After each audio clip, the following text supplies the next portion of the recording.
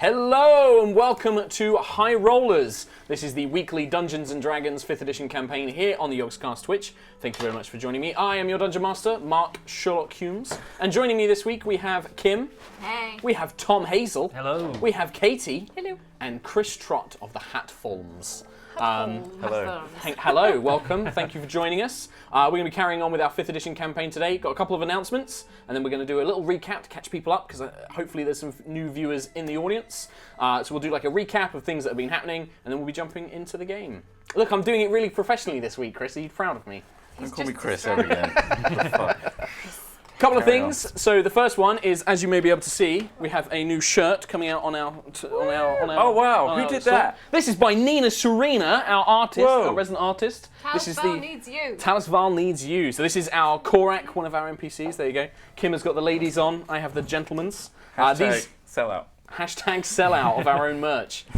These are going to be available at Insomnia 60 first. So if you're coming to Insomnia 60, you'll be able to grab these first, and then they'll be coming to a new Yogscast store very, very soon. So you can check those out. What? On the current store, you can grab our poster, and there's a small number of our existing logo shirts and wristbands as well. So if you want those, you can go to store.yogscast.com and grab those. Where? Store.yogscast.com. Ding! And then the last announcement I'm going to do this week is this is a really awesome RPG gaming table we've got here by the folks from Geek & Son. Whoa! We've been using it for over a year. It's a fantastic table. It's got like custom inserts. And son. Geek & Son. As in dad, son. Yeah. Dad and Son, yeah, Geek and Son, which is how the company started, I believe it's the thing. Awesome table, it's got like LED lights built into it, it's got like cup holders, it's all custom made from solid wood. If you'd like to win this very table, exciting, you can do that by going to geekandson.com/Yogscast table giveaway, and they're doing a raffle, so you can buy a number of raffle tickets. It's open to the UK, US, Canada, and Europe, so if you're from any of those countries, you can buy some raffle tickets, and you might be able to win. Winner's going to be announced at MCM London Comic Con, where we might be doing a little bit of a special event ourselves. Which one? May. Yes. Thanks for reminding me about that. This table has our DNA on it. It has DNA, it's got crumbs, it's got alcohol spilled into it. Semen. Sweat. Tears. I'm not even going to go where you went. I I don't need to know what's happened in Mark a Hat Film Hume's stream. game tokens. Yes, That sounds lots of things. Lots of Don't things touch happen to this this table. Pizza. But you could win it, garlic butter. and everything that comes with it. I'd burn it. I would too. So, thank you very much for joining us. I'm going to do a little recap of the story so far. Over your adventures, you guys have been assisting Talis Val, which is the capital of the Dawn Republic and a bastion of civility and peace, in a time where people are still recovering from a pretty bad cataclysm. Korak, a dragonborn exile from a kingdom to the east, who leads the city, and he's become somewhat of an ally to you guys and a companion, and he's asked you to assist the city's council with a matter involving a town to the northwest near the Grasping Peak Mountains, and also the ruined metropolis of First Light. This town that you've been sent to help is a place called Veldebarn. It's a hill dwarf community with prosperous valleys and mines, open fields full of farming, but it's recently come under attack by griffins, various beasts, and a creature you've come to know as a rock. Talis Val has sent a force of soldiers. A rogue? Not the rock. It is officially rock. Not the rock. It is officially rock. I've been pronouncing it rogue, but it is rock. The rock. Talis Val, the city, did send a force of soldiers to help the town, but they've not been heard of since. And given your talents and your previous assistance, you are now being sent to discover what happened and assist in any way you can. You've been sent with an expert huntsman and tracker, Reynard Ferrahorn, played by Tom, our guest at the moment. Reynard is being sent to provide support and expertise dealing with creatures, as he's a famed monster slayer. Juto and Alora, you guys have gone ahead with Reynard, whilst Cam was taking care of some business in the city and would join you later. After some misadventures, you arrived on the outskirts of Veldebarn and witnessed the rock firsthand, a gargantuan bird of prey with a wingspan that covered the entire town in shadow. It flew overhead and retreated into the mountains. What are you smiling at me for? It's the size of that. Oh yeah, it's the size of this red dragon behind me, this creature. Does he have independent use of his eyebrows? Yes, he does, yes. We've made this joke. Oh, damn it. You're so out of date. So out of touch. So, what you have discovered, though, is that this town has been taken over by your old enemies, a group called the Broken Sky, sort of semi-terrorist slash almost like freedom fighters, but for evil. And you guys sent Reynard ahead, thinking that he would be the best person to send because the Broken Sky is not aware of who he is. He was escorted into town by a human guard who took him to a tavern. And in the tavern, Reynard was assaulted by a group and he was captured. Juto and Alora, you guys gave chase invisibly and in animal form, and you helped Reynard escape from his bindings from a cellar. However, a big scuffle was involved. You managed to escape, but you killed several of these agents, freeing several dwarves. Seven people. A number of them. You fled into the fields and tried to elude them, but they kept chase. Eventually, you managed to make your way down to a riverbank and head to a forest. You have since learned that the Broken Sky are being ordered around by a fire giant called Gregor, and that there's a dwarf woman in the town called Ela who runs the local inn and whose husband has been taken away, who seems to have more information. And that is pretty much all you need to know for this section there. So you've been sent to a town.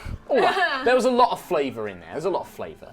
But basically, yeah, you've been sent to this town of Velderban to help them. Your old enemy, the Broken Sky, are involved. But Cam Buckland is not with you. Cam Buckland is instead, you've been dealing with several things in the city. Your own, whatever you wanted to be up to. Your own business, shall we say. Freelance. Freelance foolery, I guess. Gigolo. Freelance gigolo, if you want to. But I don't get paid. You just do it because Just fuck people. Yeah, because you can't get it in your adventures. So Well, let's not go into that. Yeah. okay. A lot You of have stress to get rid of. and stress you have gotten rid of. And actually, after a few days, you're summoned by Korak himself to Champion's Hold. Messenger arrives to you. At a brothel. Okay, in at a the brothel. back room, and I'm Where? just buried in silk cushions. Okay. Linen. Just naked. Squished grapes. Just everywhere. everywhere. They're just I'm just staining like- the sheets. My hair's a fucking mess. My bandana's somewhere over there. just- Got weird stains all over me. It's a young lad, maybe like 18, and he's just like, Mr. Buckman, I got a message for you. And he like, What hands time you a is it? note. It's like 3 p.m. What day? What do you mean? Thursday. Where's the week go? He just Incredible. he just hands you this note. I really It's like- smell too. Yeah, you just stink. It's been a wild night. It basically just it is from Korag, handwritten, and it just Can you says. read it to me, boy? He's like, oh, he looks at it. He's like, My eyes. Cam, please come to Champion's Hold immediately. We need to send you on your way to meet up with the others. I think I found a way to assist it and speed up the travel from the Champion. You probably shouldn't have heard that, actually. What do you mean? Being like a underling. He sent me. He personally sent me. Did you know what was in the message? No. Well, now you do, and I might have to kill you. He like looks quite nervous. Let's go. I'm joking. Might have Okay. a shower first, if that's okay. Please do. Also, please put some clothes on. Oh, yeah. Your penis is massive. Thanks. You're very forward. We're just like, it's so long. Where do you I keep know. it? Check this out. And I do like a spin with my hand. It's enough that as you if can it's a rope. Yeah, it's well, yeah. There's enough length there. Basketball. Yeah, and I he's slap just- it against my He's leg. mesmerised. And he's like snaps to. He's like, anyway, we should really go. That was me slapping against my thigh. Yeah, well, no, the sound it makes him kind of alerts him. It Let's go. snaps him into thing. We're on You the dress. front page of Twitch. Oh God. Welcome to HighRollers. So they can't see it. They can't see it. You can guys, imagine it, though. he leads you through the city. There's a carriage waiting outside. You're taken directly to Champion's Hold, this big marble, impressive building in the centre of this kind of sprawling metropolis. You're taken through, immediately led past guards who kind of have all learnt you and the rest of your party quite well now. They are kind of aware of who you are. They kind of nod their hats to you or I'm tip their milking the weapons. shit out of that. Yeah. Yes. Yeah, absolutely. Turning up my nose to them. Yeah, they kind of give you the nod of respect and sort of a knowing glance. A few people in Champion's Hold seem to kind of, as you pass them, you can almost hear like a snicker occasionally or something like that. But when you turn back, they've moved on or they've gone or Trying things to like that. rise above it. You are led actually to a small garden which is in the very centre of Champion's Hold. You've never really been in this area before. You're led there and you see Korak, this red and gold dragonborn warrior wearing plate mail, sword in his sheath. He's literally like the looks guy like on my that. shirt. But his scales, yeah, unlike most dragonborn, they're a mix of two colours, both red and gold, kind of like this weird metallic sheen. Pearlescent. Yes, and he's kind of sat on a stone bench with two other figures. One of them is Lady Amaryllis, this kind of beautiful, white-robed, very buxom, silvery-haired priestess of Baphomet, who you also know is a silver dragon in humanoid form. And another fellow that you don't actually recognize. He's a chubby half-elf man, probably in his mid or late 60s. He's wearing like a mustard yellow tweed jacket, a pair of sort of like, short pantaloons, tall boots, many belts, and he's got a spell book kind of attached to his side, thick kind of beard, speckled with grey, and a pair of like spectacles on the rim of his nose. He looks quite thin, like his arms, like his belly's quite pudgy, but then he's got kind of gaunt-looking arms and a gaunt-looking face. He looks quite sickly as well. He looks like he's got a pallor. What a guy. Really paint a picture. And he just kind of he coughs a little bit. The messenger boy is just like, I've brought Mr. Buckland for you. And I Korak look turns at up. Lady Amaryllis. She Do a bows. very extravagant bow. Okay. As far as I can go down. Okay. Yeah. She kind of like titters a little. She kind of like, hello, Mr. Buckland, and she kind of bows her head. Lady Amaryllis. Korak just bows, like gives you a nod. Not quite a full bow, but he gives you like a nod of the head, like a good sort of respectful kind of nod. Champers. Mr. Buckland, I don't think that anybody's actually called me Champers before. No. Yes, I thank you for responding to my message. You weren't quite aware of the situation that Elora and Juto have been led on, but it's time. I was hoping that you might be able to assist them now that your business has been concluded, I trust. Yeah. Just summarize where they're at right now. Yes, excellent. For the boy. He looks at. He doesn't need to know. Oh, well, just for me then. I see. He looks very confused. Well, they have been sent to a town called Velderban, a hill dwarf settlement. Wunderbar? Velderban. Vilda. Yes. It is far to the northwest, near the Grasping Peak Mountains. How far? It's approximately 5 days' travel by horse. All right. Fear not, I have possibly a solution to that. They've been sent to assist a town that were coming under attack by griffins and some strange beasts. I believe our old friends, the Broken Sky, may be involved. Great. Perfect. No doubt they will need your assistance. I have sent them with a specialist employed by the council, a renowned monster hunter and slayer, from what I'm told. What? Yes, he was hired by the council themselves, an expert tracker, beastmaster. Why wasn't I, informed before now? We were told you had business in the city. Yeah, I did have a lot of business. Wow. I did have a lot of business. Yes, I imagine a man of your stature. Exactly. Stature. He looks a bit confused. Lady Amaryllis looks a bit confused. I got the work done, so I see. I've freed up my schedule. I'm ready to save people. Well, speaking of which, if you're ready to go, if you don't need any more information, let me introduce to Alfred Glühweiss, and the kind of mustardy, kind of older-looking fellow stands up. Does he smell like a bus? He smells... No, he kind of has quite a sweet smell to him, almost like a perfume smell. He's just like, wunderbar, hello, Mr. Buckland, a pleasure to meet you. And he offers a hand, you can see he's got a bit of a shake in his hand, and he just kind of offers it to you in a handshake. Daintily. Oh yes, and he gives it a gentle shake. This guy feels very frail, his grip is very weak, and he's I don't know, he's got that old person kind of look to him. I kind of wipe my hand. Discreetly. Lady Emerald kind of stands next to you and gives you a nudge in the arm, sort of don't be rude, kind of Not now, nudge. business. She's We can do the frolicking later. she Lady just kind Amaryllis. of rolls her eyes a little bit. She's like, Mr. Buckland, honestly. Alfred kind of steps forward. He's just like, yes, you probably have not heard of me. I'm one of the remaining masters of the Arcane Brotherhood. I've been teaching students here at Champion's Hold. I'm a conjuration specialist, and recently I've been learning the art of teleportation. Oh. Korak, the champion, he believes that I may be able to assist you in going to your friend's aid a little bit faster. Well, I'll be way faster. Yeah. Yes, I wanted to speak with you personally, of course. I've not used this spell to go Send the boy first. distance. I'm afraid I could only perform it once per day. Classic. And time is of the essence, as I'm led to All right. believe. Korak, if I die, And the boy Champion, gets looks- everything. He looks at the boy like, do you have any wealth in the city, Cam? Yes, spread. I Far and see. wide. Well, To I'll make sure that individuals. it goes to the boy, and he looks very dubious at you. Lady Emerith kind of whispers to you, kind of takes you aside a moment. She's just like, you should know that Alfred is, he's not well, and there's not a lot magical healing can do. Try not to tax him too much. Let him rest and then come back to the city as soon as possible. What do you mean? Alfred kind of like coughs. She's like, my hearing is not quite that bad yet, milady. He's going deaf. That's awful. I have an illness, Mr. Buckland. Magic makes it a little bit worse every time I cast spells. Why are you doing it? I still have plenty of life in me Teach yet. the boy. I am teaching many students Good. currently. That's why I wish to return as soon as possible. But, well, you don't learn anything without a bit of experimentation. I will need to accompany you. The way the spell works is I can transport myself and a number of others. So I'm going to have to look after you, is what you're saying. Simply find me a good place to rest, and I'll return the following day. I'll dig you a hole. Thank you. For the weather. Yes, I'm sure.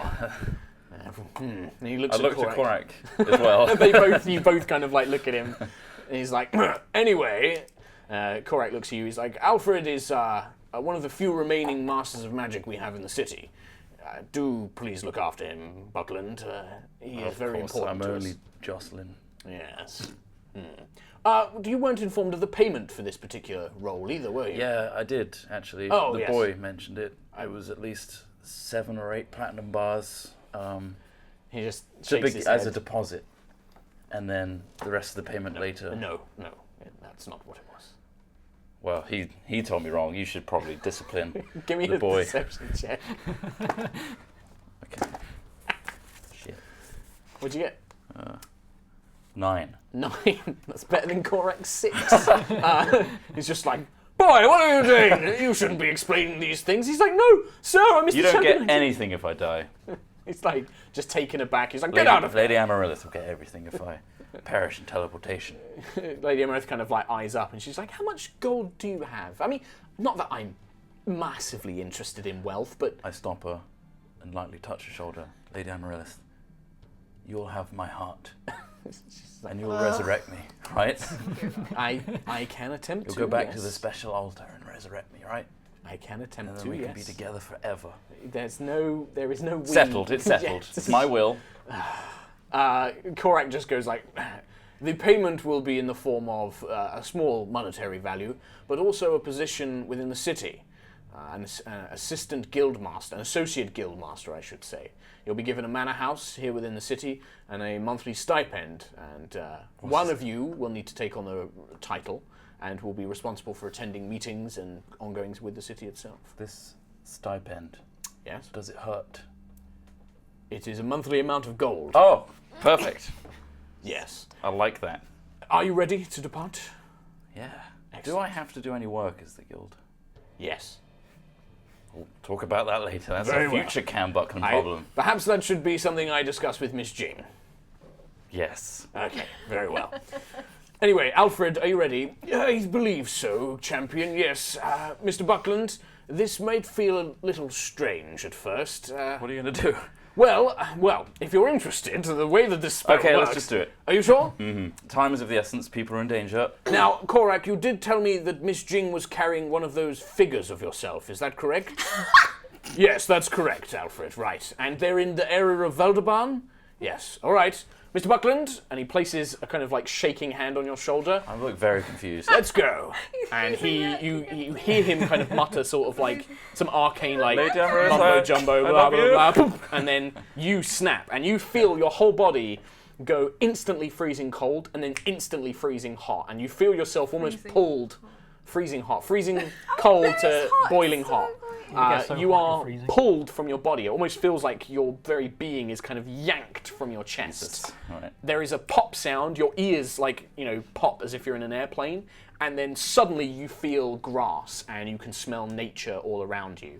I throw up immediately. The three of you, so Elora, Reynard, and Juto, you had taken refuge in this forest to try and recover after the events of what had happened in Veldeban.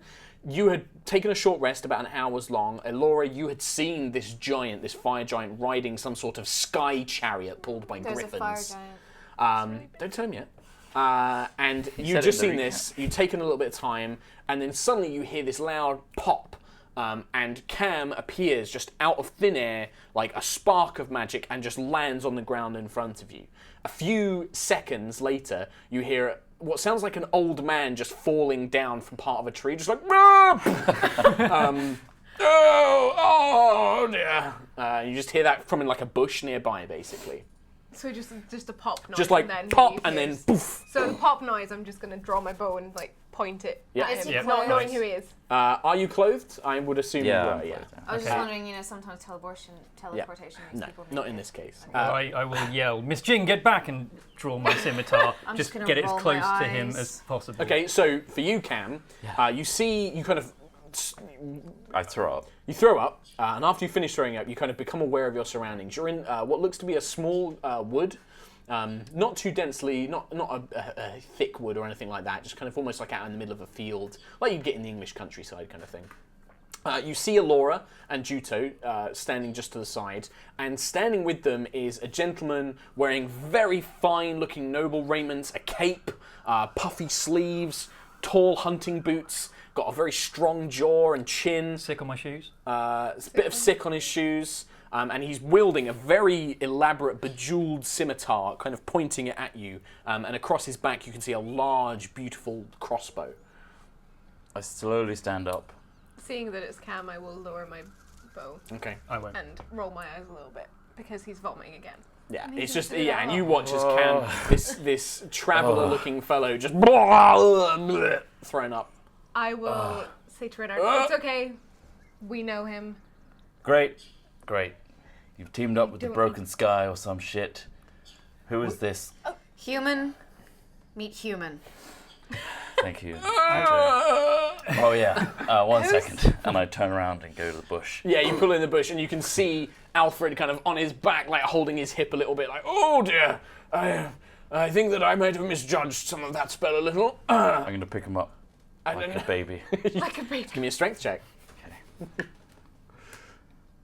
That's an 8.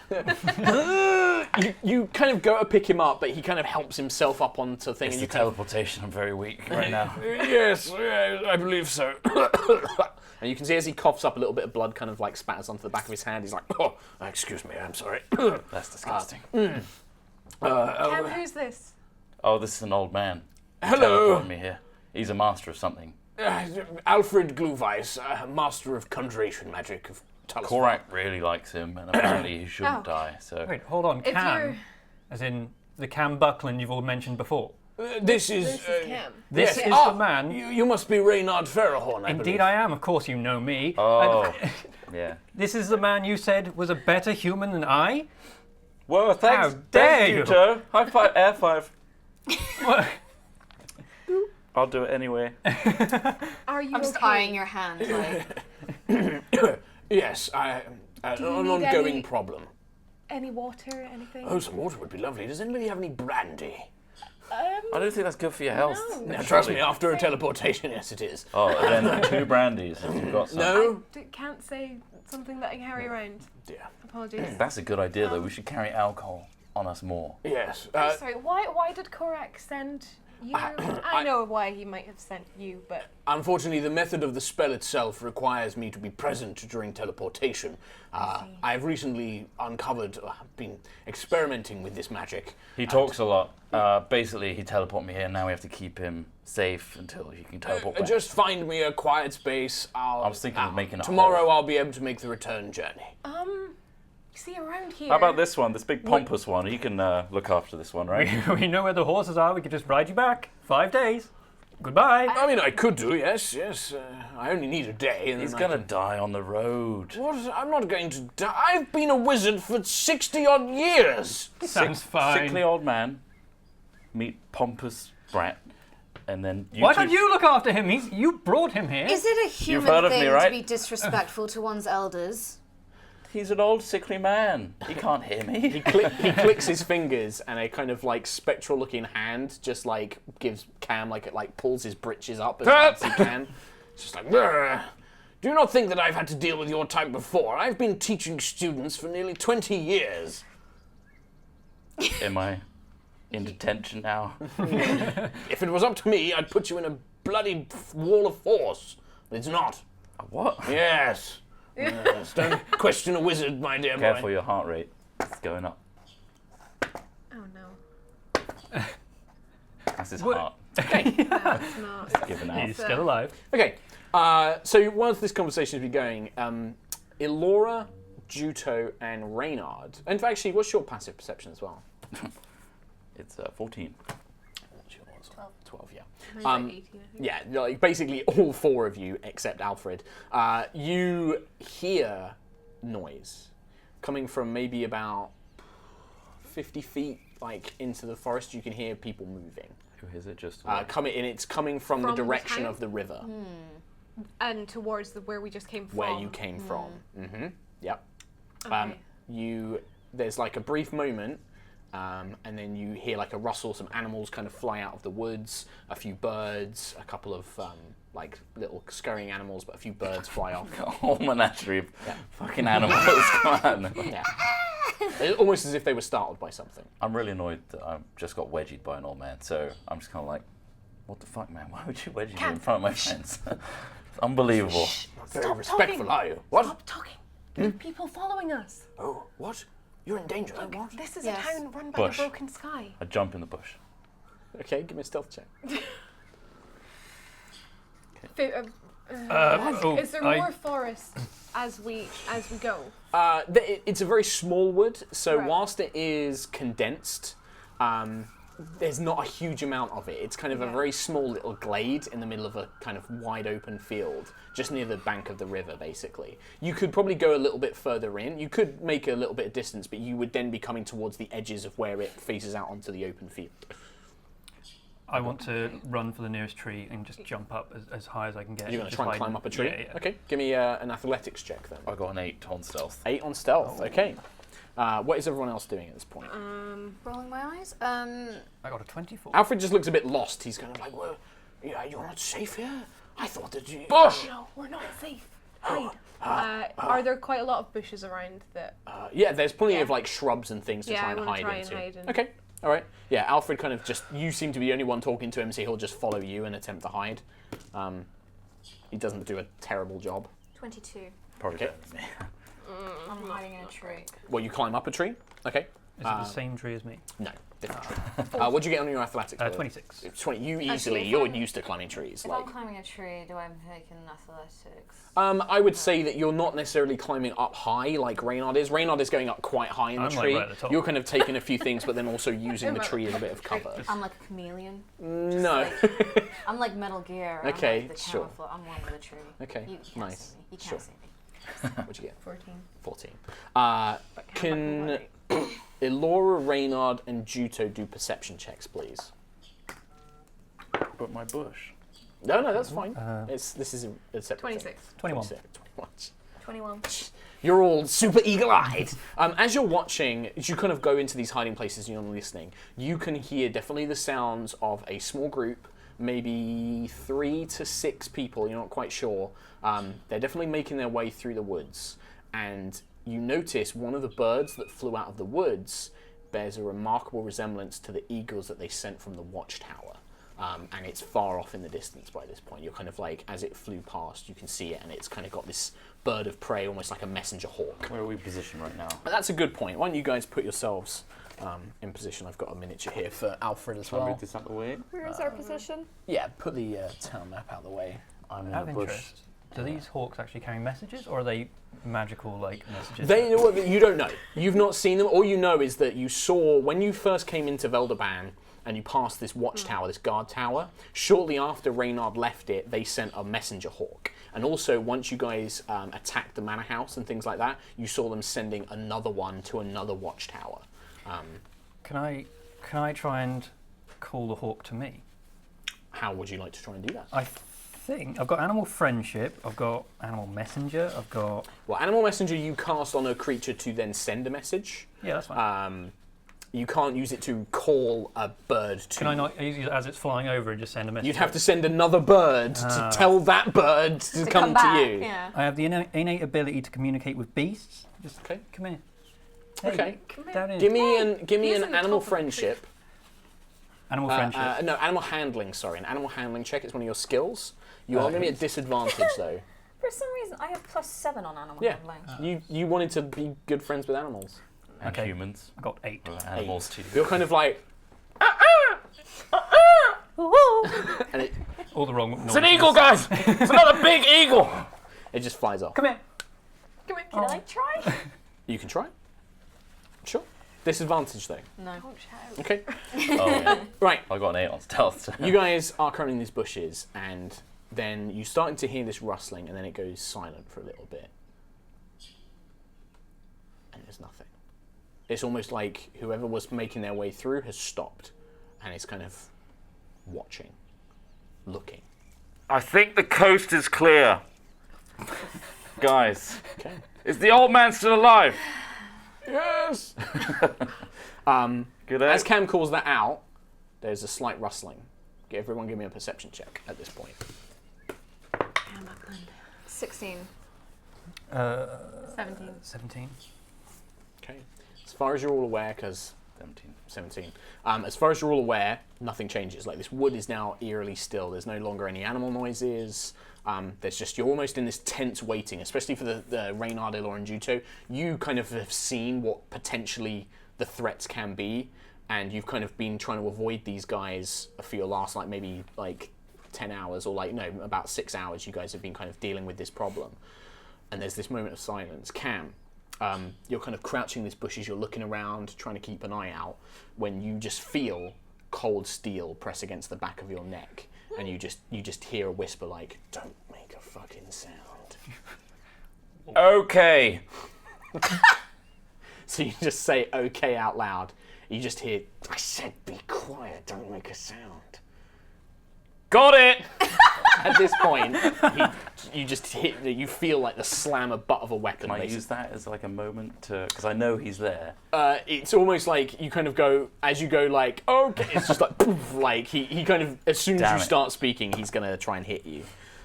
He has advantage. It's great to have you back. Yeah, it's great to have you back, mate. You're welcome. So, would a 20 hit you? I think it would. Okay.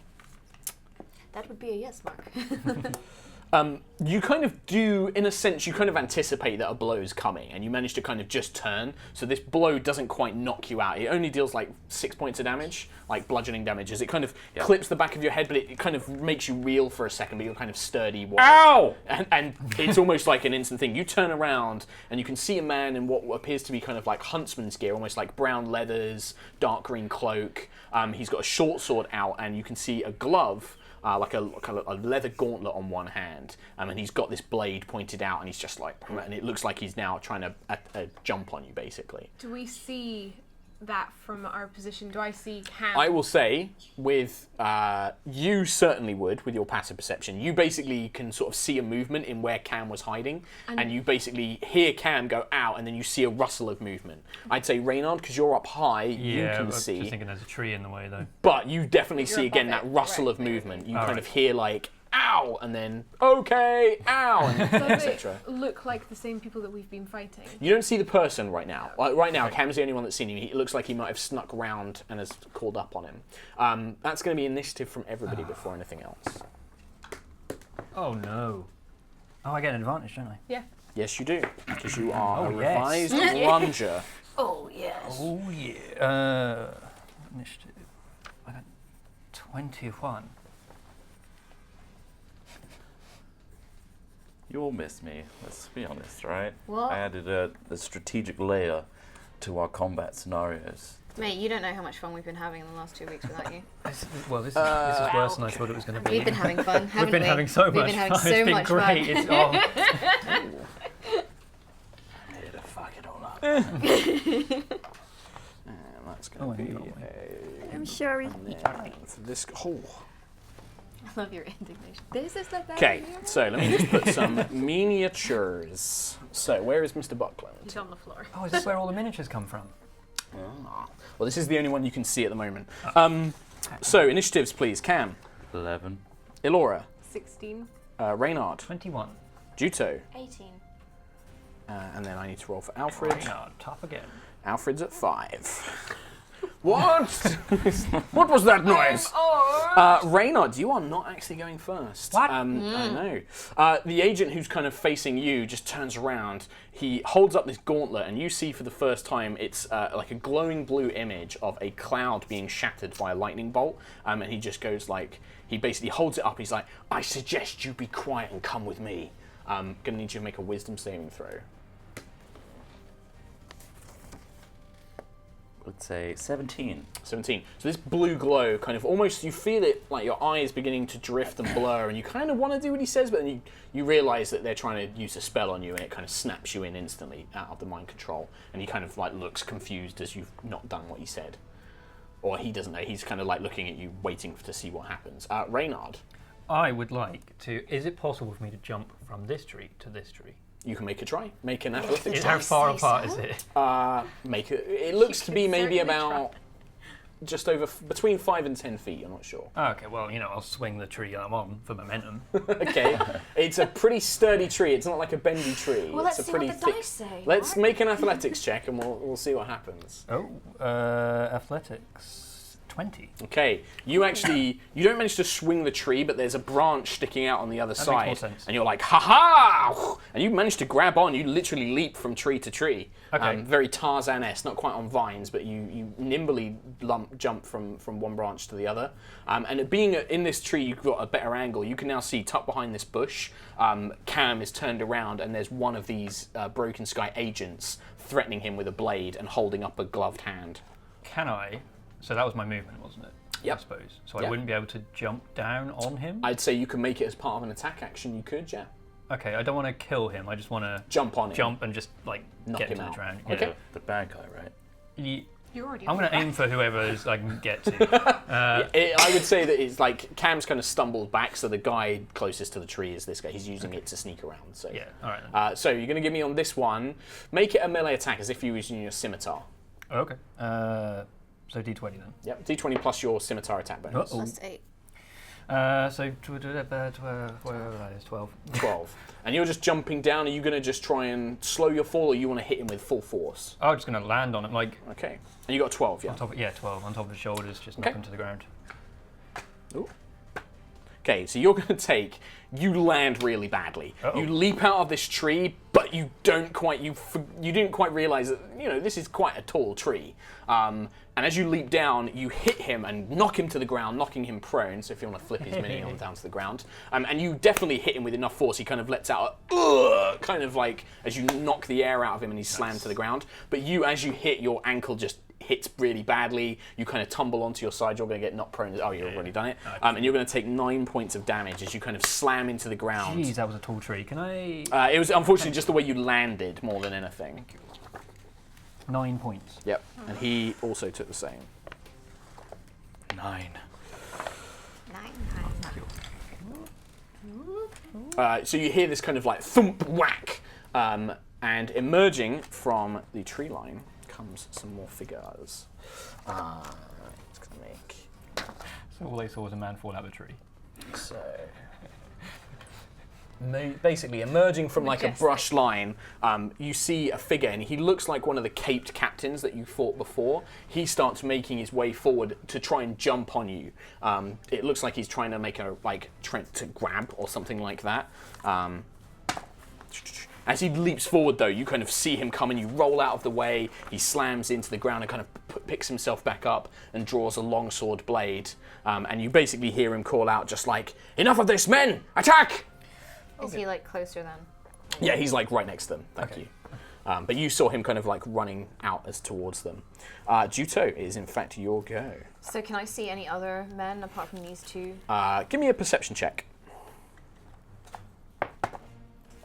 Natural 1. Natural 1. At this point, no, you're kind of trying to keep track. It is quite a thick overgrowth. The map doesn't quite do it enough justice to show how many like shrubs and things are. Fog of war. Yeah, like there's a lot of like foliage around, but you can see this scuffle going on now, and you've just heard this guy shout, "Men attack." Foliage of war. What would you like to do, friend? Do nothing. Just gonna Stay up in the tree? Yep. No, I will. Will I? You need to make a decision at some point. Just leave him to it. And the captain looks like he's definitely going to attack now. He's not Oh just yeah, trying to he's like restrain pulled them. his blade out. And these guys are all in a big man pile. It almost seems, what I would say is, it's almost once the captain recognises who Reynard is, that's when he pulled his blade out. Oh, I'm recognisable. Okay. It's what you've always wanted. Yeah. Reynard. Yeah. Famous at last. I'm not quite all the way up the tree. No. Wait. You're not like, you're Can I, like like- 5 feet up. Can I like jump on the cap?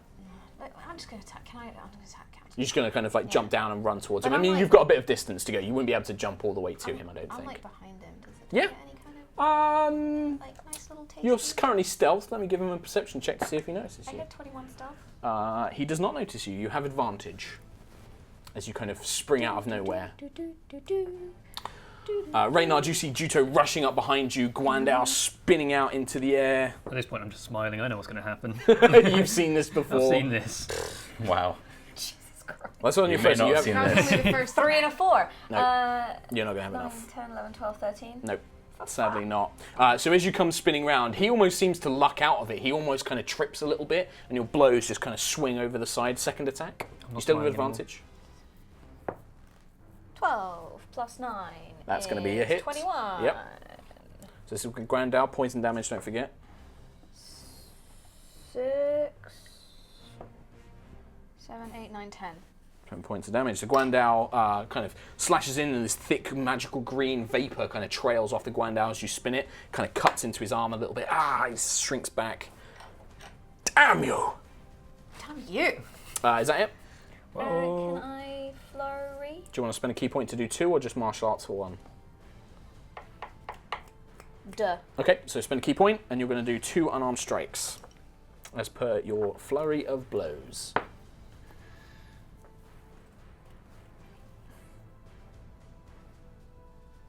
$14. 14 is not enough. You kind of punch into him, but you can see underneath his kind of ranger kind of cloak, he's got metal breastplate on. The second one is He didn't know what you did, so he's not taking it off. 15 plus. That's going to be a 8. hit. Yeah, that's easily going to hit. So the second, like this time, it's a roundhouse kick. Your kind of first punch clangs against this metal armor. You spin around, whack. 7 points. The roundhouse kick smacks into his jaw. You kind of not hear it snap, but you definitely get a solid blow as he kind of reels back. He's like, damn you! You! The demon woman! He kind of stares up. Elora, Do I see any more appearing? give me a Or perception check. what direction was the village in from where we are? That way, towards That Chris way. Trot, and the riverbank is from this way. 23. Okay, you see 3 more figures lurking sort of in the tree line, just beginning to appear now. Okay. How far am I from the captain at the moment? You are 5, 10, 15, 20, 25, 30. You probably actually would have been a bit more close. You would probably be more here, actually. Am I So you won't within be that 60 far. feet? Yes. I'm on. You're going to cast Heat Metal. Yeah. Okay. We did horrible things to the last captain with that. Third, He threw up. second Oh, level. yeah, it was bad. Okay. It's really bad. That was really bad. The scorpion. I think it was higher. I don't know. So I'll cast heat metal PTSD, on man. Le Capitaine Okay. to heat up his breastplate. Okay, so you kind of gesture, and with your druidic magic, you reach out and you watch as the breastplate, this kind of underneath, kind of like this thick leather kind of mantle and this long coat, just begins to glow red hot. The captain looks down. He's like, and he's like screaming, trying to tear it, but it burns his hands. He's like trying to use his cloak to try and unclasp it, but it's nothing he can do. How much 12. damage? 12 points of damage. He's a hot mess. Okay, he's like, he's like burning. So I'm gonna I'm gonna whisper really quietly to the old man, stay down. Okay, yes. Do not let me see you. I'm not prepared for this. I was ready for a lesson. I'm not prepared. My spells. I'll stay down. I'll stay down. I'll be quiet. Okay. Okay. Is that what you're gonna do? You're gonna stay where you are? Or are you gonna move out? I'm gonna stay where I am at the moment. Yeah. So you're gonna stay next to Alfred. No, I'm gonna move away from him. Okay. I'm gonna move. Sorry, no. I'm gonna move out from there, and I'm gonna turn into a giant scorpion. I don't have a It's gonna You be a really bit. like the scorpion. And don't where you want to like go to start going towards them? Yeah, I want to just be in front of where he's hiding. All right, so just about there. Yeah, just yeah. Okay. In front of where. So you watch as this giant scorpion now begins to crawl its way out of the foliage and begin kind of like clattering as it's kind of scurrying away. It's the bear. The rest of the agents go. Wait. Just complain about it a bit. Two Sometimes the agents bear might descend on Juto. One of them is going to stand in the way of the scorpion, kind of about there. Two of them are going to rush towards you. They pull out short swords and they try and thrust into your flesh. Oh. That's hot, man. First one, 17 to hit you. Yeah. You're going to take The tree's 6 points of moving. damage as And- one kind of cuts against you. Same one's going to go with a 21 to hit you. That was 6 plus another 4. So that's 10 points of damage total. As one of them runs up behind you, and as you're focused on the captain, they manage to get these 2 quick slashes in. As it slashes in. They're played by Sean Connery. 10 points, you say? 10 points in total from the first one. The second one is going to attack you as well. 17 to hit you again. And that one's a 7. So they only hit you once for another 4 points. So 14 total. I would like to hellish rebuke. Oh, she. You only get that back on a long rest. And you used it last time. Kiss my ass. Gotta be fair on these things. That is the DM's rule. I'd like to think about hellish rebuke. That's fine. You're like, ah, damn it, I've used it. At least you remember. Mate, it's on cooldown. Damn. Elora, the one standing in front of you, you watch as he kind of raises this gauntleted hand, and a wave of thunderous force launches this out. one. I need you to make a Constitution saving throw, please. 19. Ooh, you're going to take half damage from this. The best thing is looking up spells. Thunder Wave. That doesn't hit the old guy, 2d8 does it? half. No, it just misses him because he's not aware of it. No, thank you, Tom. Thank you for doing it. being fair. You're only going to take 4 points of thunder damage, and you are not pushed back. But you do hear a loud, thunderous wave erupt throughout the small wood that you're currently occupied in. Camulus Bucklando. Am I prone because of the situation with the stabbing? No, you are not prone. No. You were crouching. I don't know why you were not down. You put Well, yourself he's jumped lying into away. a bush. He was like Yeah. crouching on Okay. the floor. No, you are not prone. You're kind of crouched. Because But you've just seen Reynard. You literally saw this noble man that you've only previously met just jump out of a tree and land on the guy that was about to attack you. Plummet. I'm just gonna shuffle up to the side and kind of just stab. You just kind of Do I get? sneak attack, yeah. Yeah. Yeah, because you've got an ally within 5 feet. Is this The the first guy's time like you've used literally it? on like the ground. Reynard's on top of him. Perfect. You can kneel down and like slide Nimbus into his ribs. So it's an extra d6. It is currently. So do I auto hit? No, you still Do I have get to roll. advantage? He is prone, so you do have advantage actually. Please get a natural 20. Now would be the time. Fuck me. Sideways. That's what he wanted to do. 17. That is enough. That is enough to strike.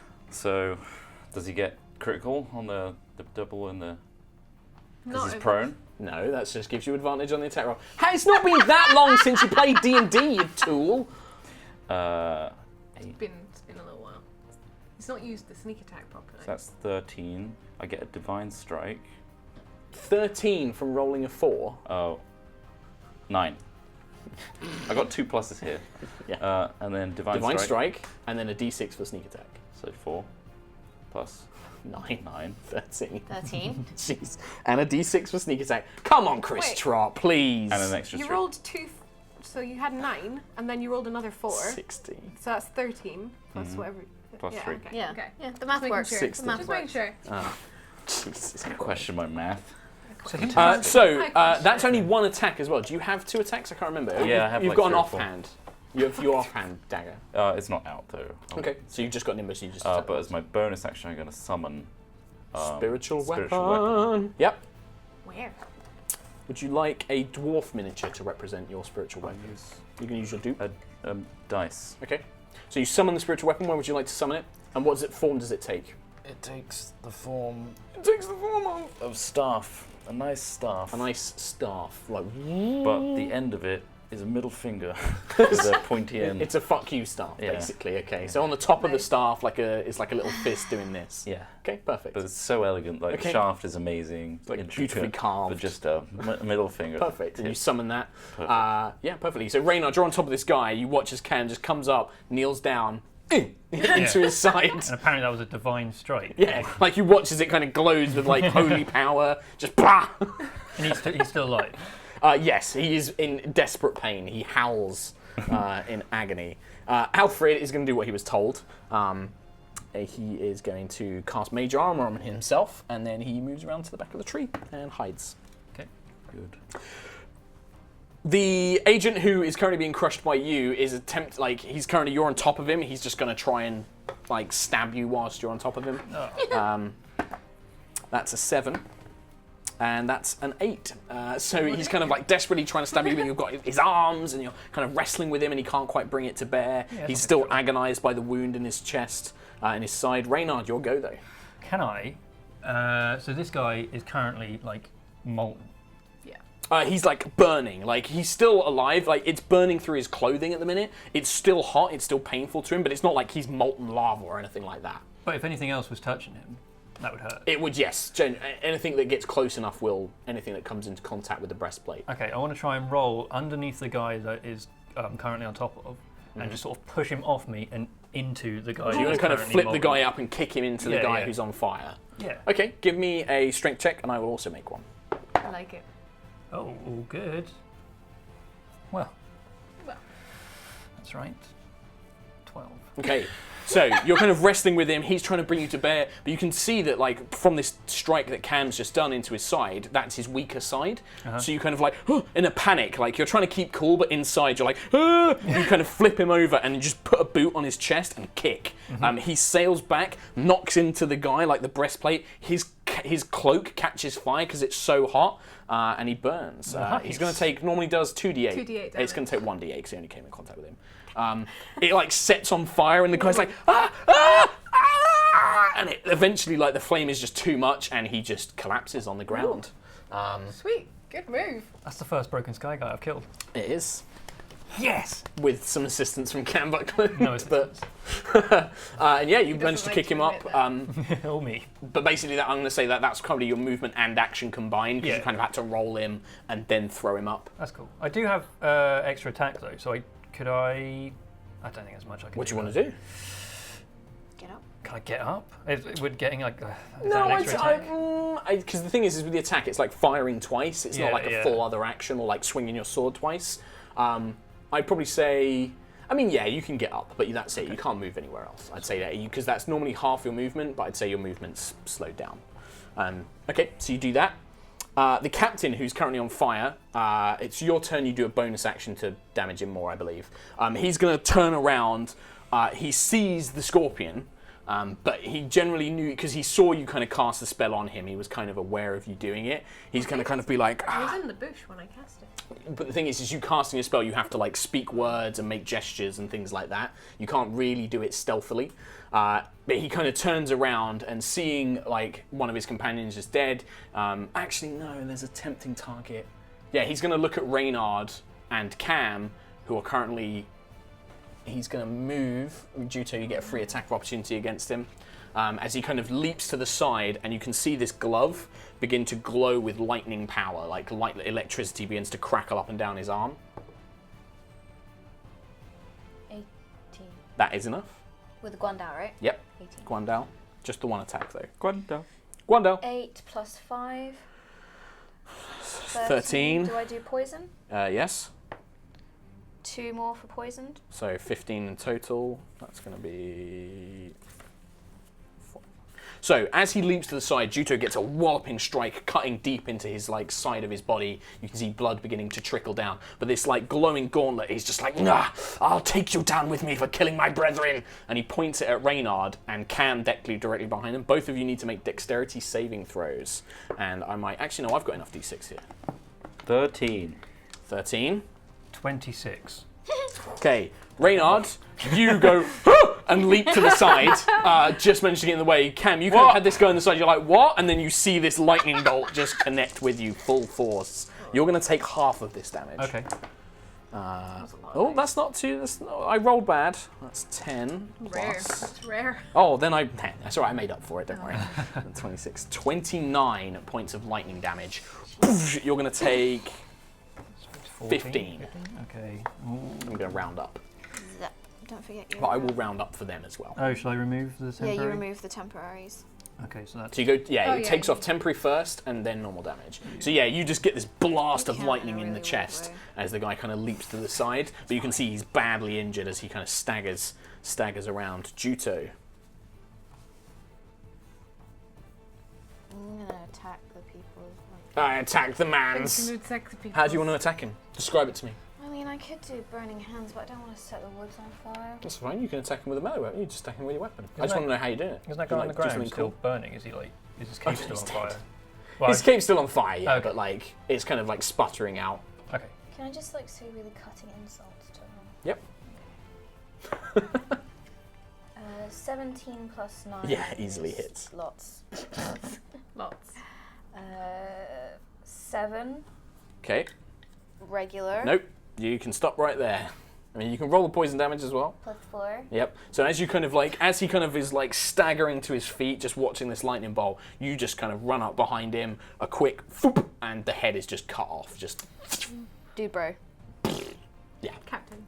He's No, Captain? Yep. Oh, I thought you turned around to face us. Yeah, no, I was. Oh, you would say sorry. Yeah. Yeah. Oh, yeah. Okay. Sorry. He's not dead then. The captain. But I've totally annihilated this dude. No. So how much was it in total? 7 plus 4. So 11. Yeah. So you cut into him. Kind of like clutches his side. Second attack. Plus 8, 15. That is enough to hit these guys. 9. 9. No, wait, sorry. The second you hat is Guandao, isn't it? Yes. 9. I'll just re-put in the damage that I just dealt. Okay. Unarmed strike. You can make one for free. Yeah. 11 plus 8, 19. That's a hit. 7. Okay. With a flurry of attacks, you kind of spin the Guan round twice, cutting into his leather armor, and then you just firmly punch in the face, breaking his nose. Blood spurts all down his mouth. As he kind of like just blood like gets all into his mouth. And yeah, he looks in a really bad way. It looks like the cuts actually got through to his flesh as well. But he's not in a good shape. Am I allowed to flurry? I should have said Technically, you should say it before. Yeah, that's the thing. That's why I always ask you, like, do you want to do one or two? That is Juto's go. Laura. Can I burn him some more? Yes, you can. My bonus. Bonus action, burn. 10. And we're back to square one, where he is basically burnt from his own armor and incinerated. And yeah, I'll take that back. And the guy in front of me. You're going to scuttle towards him and then... So the giant scorpion comes rushing out of nowhere. Natural 20. Natural 1. Oh, natural 1. I can never hit as a scorpion. That will hit. That might hit. Yeah, if it's a 15. You definitely 19. hit. Yep, easily. Ah. So the first pincer, you're kind of like swipe it, he dodges out the way. The second one comes in. 5? 4 damage. 4 damage. 16 to hit with Yep. the tail. Yep. Oh, Okay, make a can he con save. roll a constitution save? Yes, he can. That is going to be a 11. He fails! Okay. Oh, he takes 5d10 damage. Okay, Oh wow. my god. Holy moly, that's a lot. This is what I've been waiting for. What did you wait for? I'll just You roll another one got, again. you got another one there. So 9, 10. Oh, 23, 23. 31. 31. So you watch as this giant scorpion kind of rushes up, and this thing is huge. It's probably the size of a wagon. One pincer barely misses. The other one catches him by the arm, but it doesn't seem to quite pierce through his leather armor that he's wearing. But then as he's kind of wrestling this claw off, this giant stinger just wham right into the chest. You watch as his skin drains of color instantly, turning almost ceramic white. His eyes just bulge out of his head. His tongue swells, and he just collapses dead. That He kind of makes like a and then dies. Wow. Instantly. Can I make threatening pincer noises towards the other two? You absolutely can. Give me an intimidate check. Crab hands. You make crab hands at I the got other two. I'm not an intimidating Okay, they're just like, oh, I killed our friend! And they just like get angry. This is weird. This is going to be, nope, so not just yet. Right, Juto, these two are currently fighting you. Stab me then, come on. That's pretty much what they're going to do. The first one is going to miss with his first attack. Well, the first one misses completely. He just swings round. You're dancing and weaving out of the way as the way monks do. The second one, however, no, that's not going to hit you. He does hit you once for 6 points of damage. So out of these two kind of blasted, flurries of attacks, just manages to catch you a little bit, cutting you a little bit with the sword. But that is pretty much the end of them. Camulus Bucklando. I'm going to send my staff forward.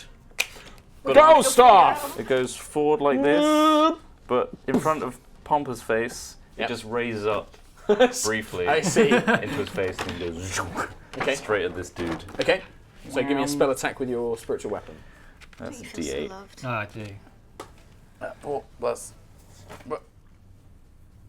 8 points of If you damage. want to hit first, spell attack. No, it just hits. Don't think it That's does. a natural one. That's why I'm pretty sure it needs a Wow. spell attack. Check it on your spells, but I'm pretty sure it does. The staff, because you made it stop to do the middle finger and then carry on, the guy's already aware of it and he kind of leaps out of the way as the staff goes to strike him. It's your fault, Pompa's face. But that is a bonus action, so you still have your move and your action. I'm going to throw Nimbus really close Okay. behind. Juto's within Raynard. 5 feet, so you get sneak attack if it hits. Ooh. You don't have advantage though. Natural 20. Oh, Holy moly. Sneak attack. You double natural all 20. dice, don't forget. So that's radiant damage Nice. and sneak attack damage. So that's for 4 plus the 4. That's an 8. Okay, Divine Strike is a D8. double this. It's a 6. So it's 8 11. plus 6. And then a D6. no, it's not 11. It's 14. Yeah. That's a 2. 16. So that's a 20. It's not 20. I know your math better than you do, you dumb idiot. The dagger, you're kind of annoyed that the staff kind of missed, so you kind of take careful aim. Nimbus with its kind of cloud-shaped pommel Close flies it out to of your Reynard's hand.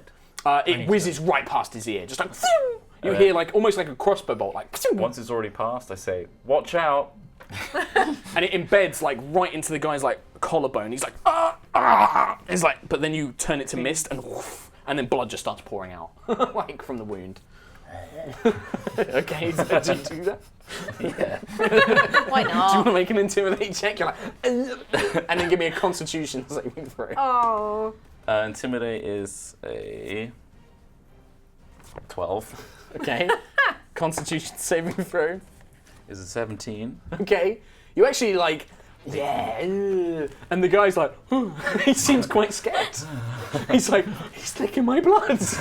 He genuinely looks gross. quite terrified. Cool. Alfred, seeing that this one looks grievously injured and the other one, he kind of peeks around the corner. And a flurry of magical missiles is going to fly out. It's going to be 5d4. It's the best spellcasting noises, Mark. Yeah. So the one that you just injured, these two bolts of energy just strike into the back of his head and just knock him to the floor dead, basically. As he's poof, poof, as these this two one? bolts. Yeah. Damn. He's dead. And the other one's going to take 9 points. The other one kind of gets pummeled, but a lot of them kind of shrug off of his shoulders. He dodges and weaves out of the way. After Alfred goes, I need everyone to give me a perception check. Oh, shit. 17. 17. 19. 20. 20. Something else. Not at that Not high. anything of that high level. Yeah. The three of you, as you're fighting, you begin to become aware that there is movement in the distance coming from the town itself. 3 winged creatures, the bodies of lions with these giant eagle heads and wings, with 3 figures riding on their back, are coming towards the town. They look like they may be here in a few seconds. You're not quite sure how long it will take They're them. going to the town. No, they're coming from the town towards you. Us. Great. And it looks like they're basically en route. The guy, the last remaining kind of agent, kind of look, he's like, you might think that you're clever killing all my friends, but once Gregor and the others get hold of you, you're all dead. He's massive, he's a giant, he's gonna cut you up. And he just starts laughing maniacally. Can I kill him? It is Reynard's go. Okay, I want to, from my position, sort of, while still looking at the guy who's still alive, jump back purposely to nudge in to like really hit Cam. Okay. I just want to like I've got my crossbow poised, but I really want to knock him over. Like do the shoulder thing. Yeah, like, oh no, I've got it ready. Yeah. Okay. Would you Give me a dexterity saving throw, Cam Buckland. Well, 15. 15. You don't quite knock him. He like sees it coming and dodges, but you make him have to move out of the way. Like Yeah, okay, cool. You kind of get like at least some satisfaction in the fact that you made him have to dodge you. Clumsy oaf. Right, at the same time, rather than go to aim my crossbow at that guy, I sort of want to survey the horizon and just swing my crossbow towards Cam. Okay. So yeah, I mean, like you just swing it around. Here. It like points at you for a second, and then he kind of like. Oh no, I scans mean, that I want to. I'll try I and want to knock clip him. him with it. Yeah. Okay. Give me an attack roll. So use your scimitar bonuses. Yep. 13 plus 8. RP. 21. Yeah. 21. Your AC. Yeah. Yeah, you clobber him. You're gonna take. It's just a swing. You take 4 points of damage as this like the pointy end of like the recurve, really well-made crossbow just kind of digs into your Hey, side. Laura, do you want to go back to Talisval and leave these guys? Let's just leave these Can't guys. hear you. Hey, little fucking shit! Oh, Christ! Try and swing in that thing. I think I've got an extra attack, so can I take a shot at that guy as well? Well, no, I'm not gonna make you make like that's not an attack. To like, Come on. You're kind of like positioning yourself. You can still fire twice at this guy. At this guy? Yeah, the Help remaining a guy. brother out! Come on! Yeah, all right. I'll take a couple shots. I want to also. You're not moving. just- all of this like comedy is like part of your movement. Yeah, yeah, basically. sweet. That's what I want. Yeah. That's what I want. Yeah. Yeah, sure, yeah. So before I make this attack, I just want to like look at Cam, who I guess is like reeling a little bit from the, and just like, just watch this. Just Oh God. Just watch this. natural You one. shoot me in the butt. So what's this? My crossbow. Yep. 20. Yep. Hits. The crossbow bolt 1d8. flies out. D8. He is injured. Oh no, you've got your Colossal Slayer. Actually, I keep forgetting you don't have that particular thing. Plus your. Your dex. stats are insane. Yeah, pretty good. 11. Okay. The first crossbow bolt Yeah. thuds into his chest. You kind of pull the cocking lever on the crossbow. The next bolt is like shunted into place. Yeah, and The once thing locks back. it like makes that noise, I just want to like. That's right. And then one more attack. Okay. I'm just watching bemused. Bleeding a little bit from the eyebrow. A little bit. 17. Hits again. Like you kind of you follow this guy. He's like trying to get away. He's like, That's 8 damage. it's enough. Like with that final crossbow bolt, you just catch him in the throat. And he like stumbles to the ground. Crossbow bolt wedged out the back of his neck. Second kill. But I don't want to tell him that was my second No, kill. no, that's Ninth kill. internal Tom Hazel going Yeah. second kill, But not then- Reynard going. But then 2 Cam, I say 21st kill. Okay. Is that all? 21st today. See that thing? Actually, everyone can see it because it's so fucking big. You see this? I'll make really. See this? I'm gonna click. I'm Tiny gonna click dagger. my way over to them. This Okay. is not compensating. And This Pompadour. scimitar. See no, this? I'm gonna try and Okay. I'm getting in between Cam and Reynard. Right, so that's you two are currently having that bicker. You get up this giant scorpion. Like I need to Hello, emphasize that it's for God's massive. Just starts clattering in your way. Yep. Alfred kind of I'm starts kind of slowly pointing. walking over, like, oh, hello. I'm trying to prod the scorpion with my spiritual middle finger Like, staff. Say, Laura, not now. Not now. I'm sort of just trying to climb over one of the claws. And just, Claw is pointing towards the town. Okay. Enough! We do not have the time for this. There are agents coming. We And need I'm to gonna- hide. I'm gonna Yeah, scuttle away Pompadour. the other way. You hit me in the face. He might need to Will hide. you humans cease? So as Juto yells that, you can now see that these figures are pretty much on the edge of kind of your view. They're getting very, very close. I'm gonna have to use Don't worry, they're not really dragons. So if you can put those sort of on that Jesus. far end. Dragons! Sort of put those on that far edge, sort of there.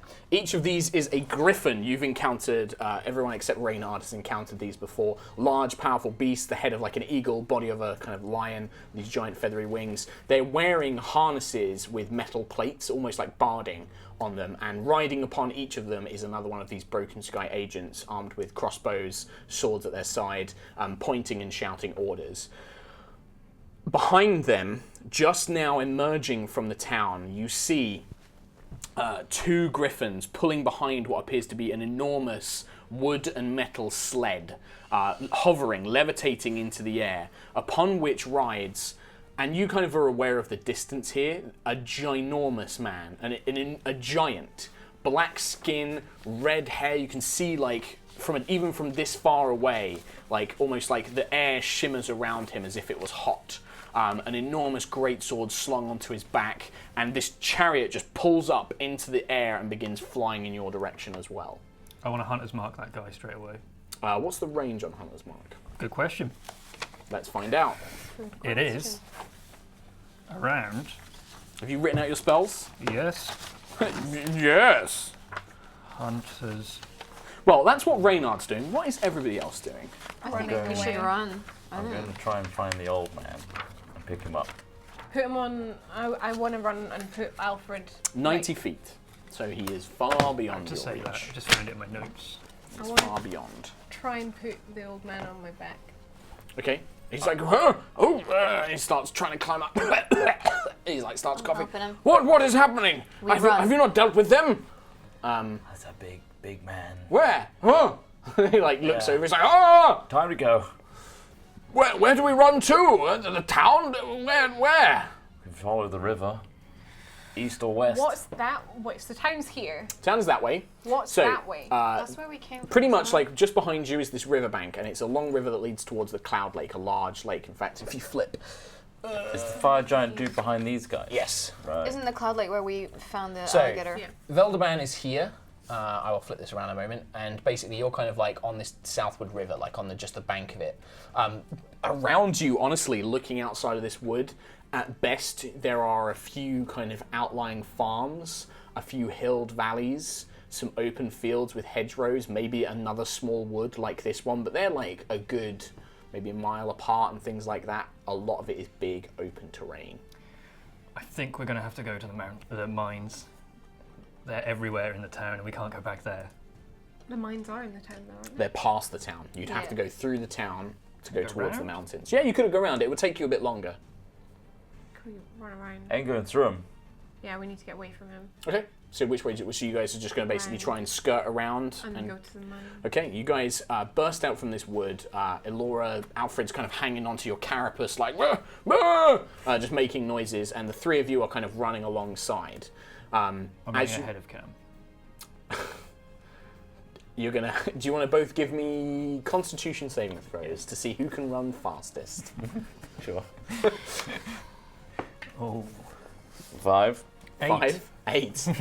You're both really struggling. Like you're full pelt sprinting, trying to like get ahead of each other, and you very quickly become tired. And like in this kind of machismo, you don't realize like how much energy you're expending. Juto just soars past you eventually. Pretty both sure our of you. movement's the same. Yeah, like these two just 45, rocket yeah. past you, and you two start lagging behind. Slow quite me down. severely. You run out onto open fields, and you start making your way across this grass greenery, occasionally having to like jump over or climb over a hedgerow that leads into another large open field. The griffins very quickly catch you. You do not run faster than these things. Oh, And it comes to a point where let's just clear off all of these trees. We're boned. We are fucked. Wait, are these guys like gone then? They are, I would say at this point, they're about 30 feet ahead of you. So we'll have there, and then 5, 10, 15, 20, 25, 30. And then if you want to put these griffins, they basically... Wait, are they in front of no, us? they're going to be coming up to the side, like this. And they basically, almost like in formation, they very quickly descend down. We'll start it with them about... Yeah, I mean, you guys know that they're coming. We'll start them sort of a good distance away, and that's going to have to be another initiative, I'm afraid, folks. And then once we've recorded this, we're going to take a quick break-oo. Okay. Oh.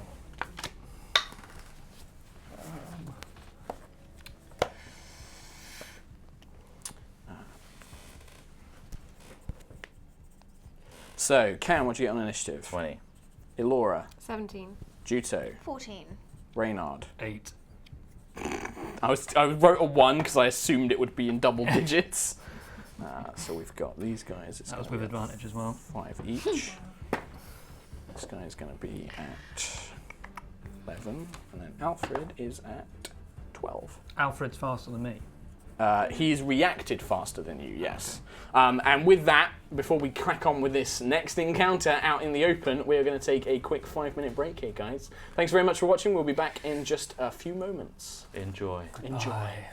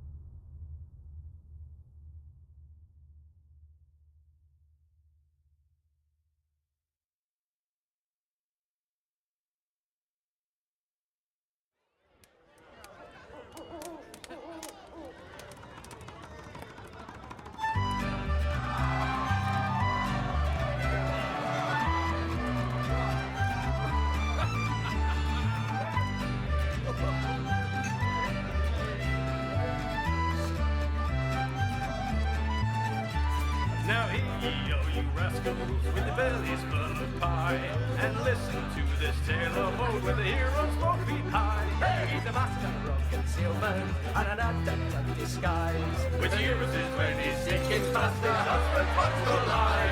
He's slain many a villain, be a dragon, buff or wizard. He's looted chests of all the best of treasures he could find. He's the undefeated champion of adventure, war and passion, and he sings this song as he goes along with a fiddle and a pipe. The grass is green, the air is clean, a sweet lass by my side. The wrinkled pond is looking so as trees are on behind. The world is full of monsters, foul, but they ain't here at the time. So let your roast propose a toast to these drunken friends of mine. A hero journeyed far and wide, but it riches, gold and magic. But he never found his true love song, and it made him sad and tired. Mademoiselle Molly was walking, he was shot as he was singing. And I made a fair from over there with a bow, and she was mine. She apologized profusely, said she thought it was a quarrel, and she carried him to the nearest inn, where she nursed him back to life. Well, it fell in love directly, and she married him that night. So the half they down, they cut me up a song about that time. The grass is green, the air is clean, the sweet lass by my side. There ain't nobody looking so I squeeze her up behind. Hey, the world is full of monsters, foul, we ain't here at the side. So lift your rose and toast to the drunken friends of mine.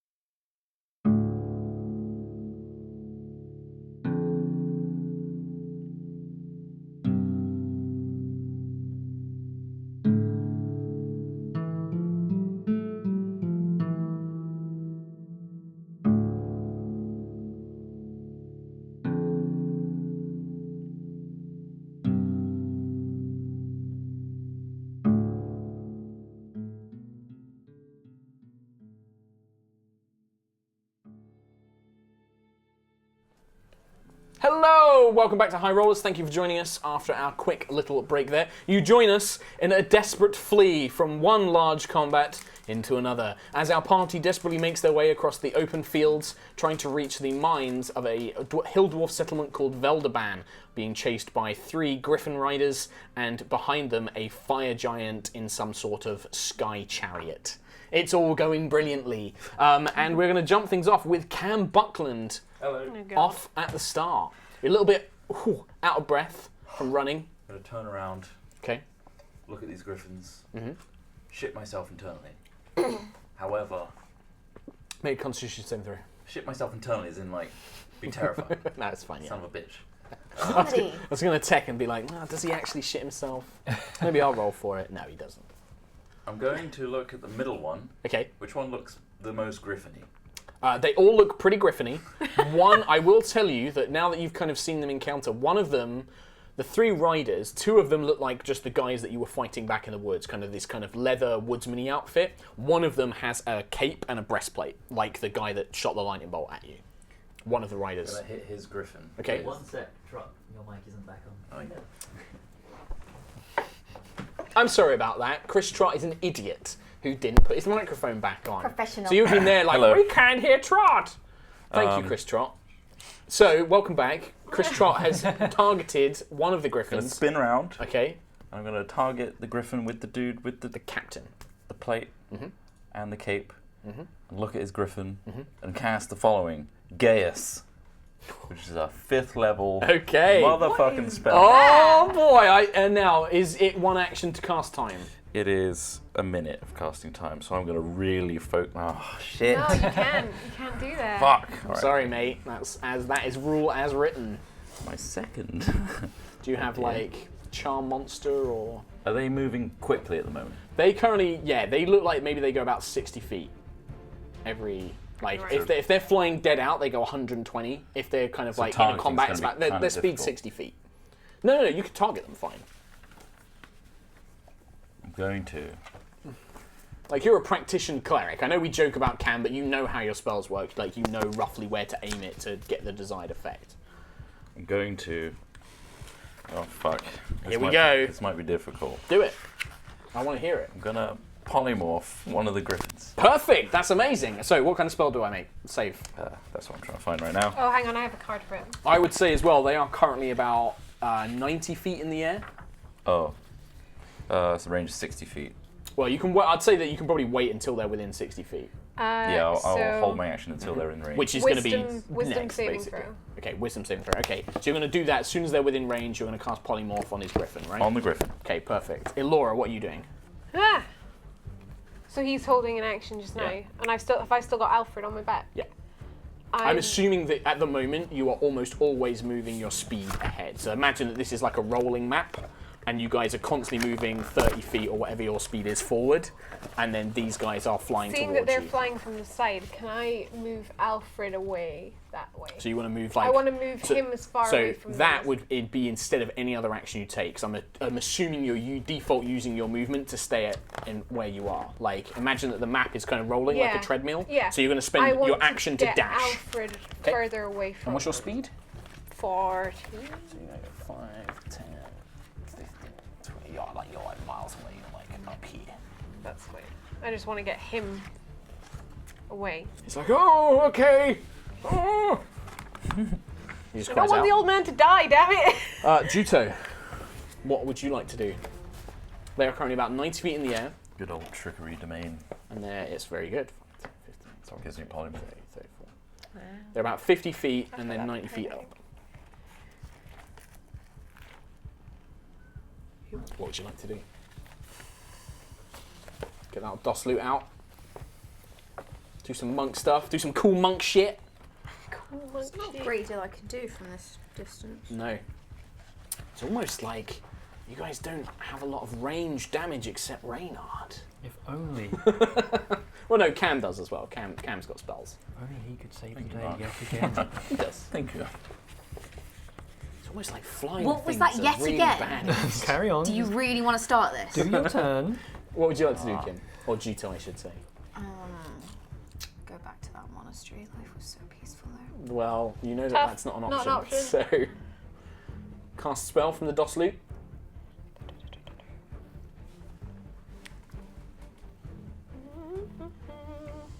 I am going to. To edge of our seats. Now you're just delaying. Can I please run over to Alfred and Elora? Yep.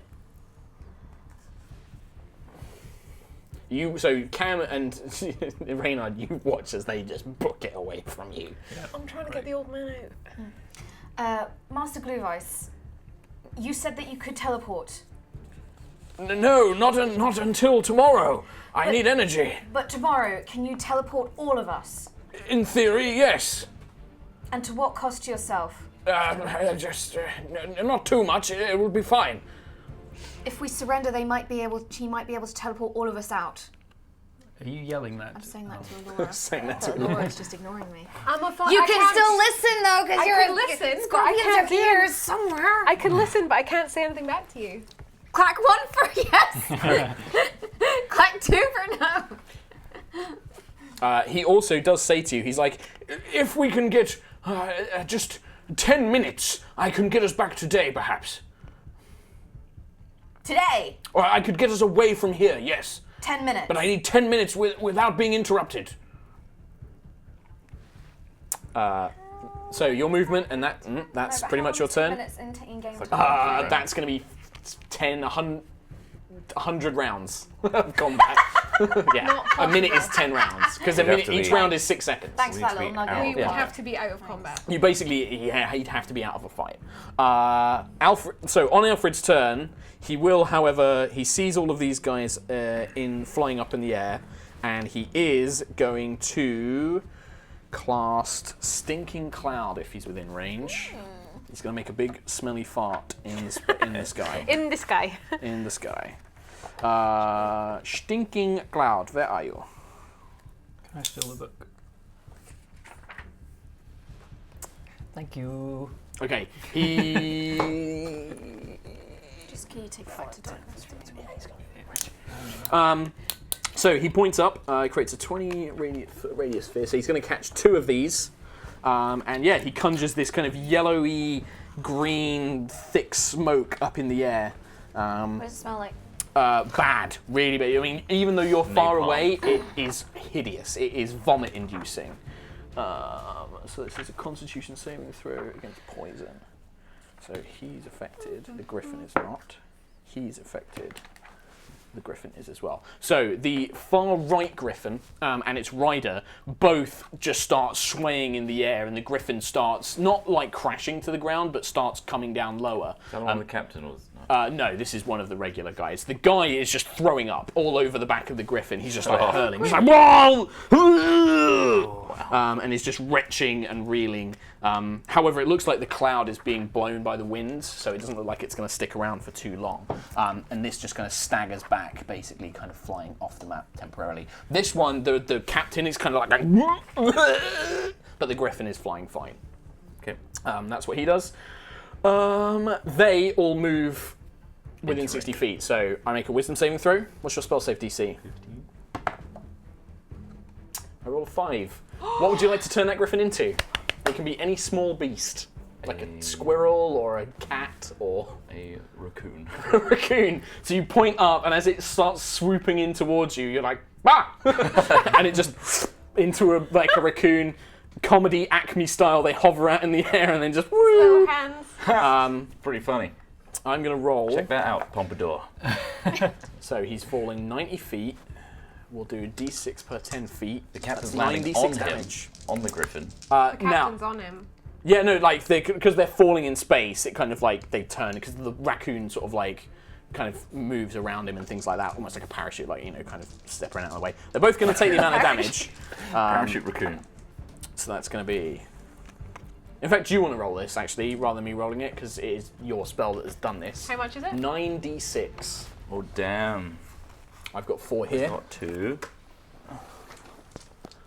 6, 7, 8, 9. I'm good. Thanks.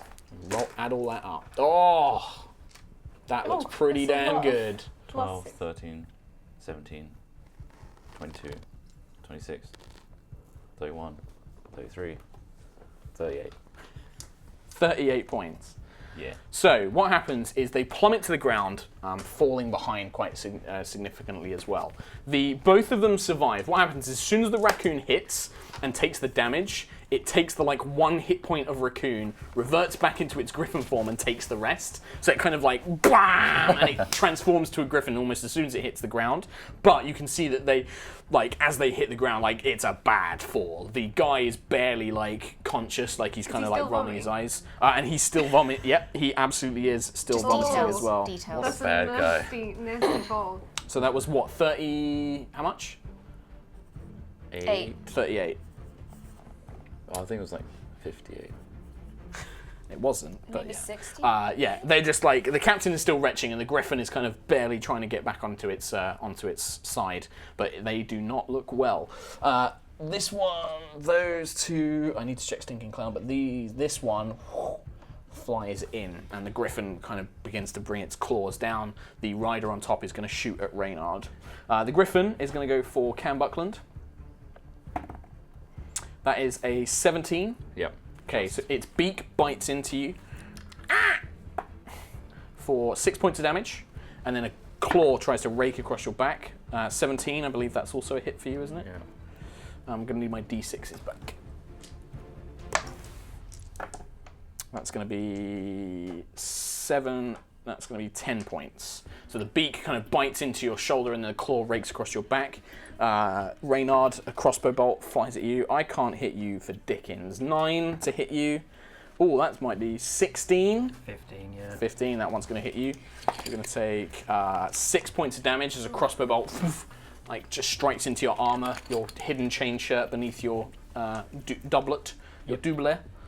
And then, yeah, I think the What rest... are you on? What even are your health points? What? 20, so 76 is my health. I got 20 taken so far. Taken. Taken. No, but Yeah, what? That's the amount of damage that So he's on taken. 50. Yeah, Okay. yeah. I'm on 56 at the moment. I do that too, and just add up to.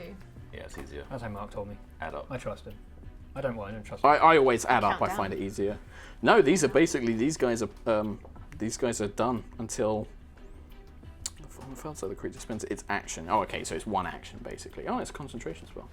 Until the wind disperses, those guys are actually pretty much Stinked out. up. So this one's also fallen back because that was the one that would turn into a raccoon. So back up to the top, Cam Buckland. Oh, I didn't take an action. Oh, sorry, yes, Reynard, it is. You are last. That's why. Cool. Can I get as far away as possible, but also turn back and So if you shoot? try and you're not within range. Yeah, so you can go. Actually, no. So at this point, like, imagine that this griffin is like flying next to you. Alright. You're having to like keep up with them. What you could do is just stop, and you would go back like this. Oh yeah, I want to stop. Okay, so you kind of Also a sliding stop, one knee. you slide. Whoa, I want to try and use my A spiel. Hail of Thorns. Okay.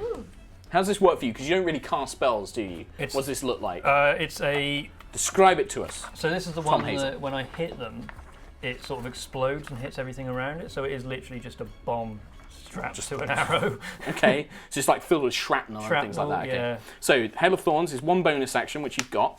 The next time you hit a creature with a ranged weapon attack before the spell ends, it creates a rain of thorns. In addition to the normal effect of the attack, the target of each attack must make a dexterity saving throw or take 1d10 points of damage. If you want, you can cast this as a high level spell and it increases the damage it does. So what spell levels do you have? I think you've got up to 3rd level. Up to 3. So if you cast this as a 3rd level spell, it will do 3d10 damage.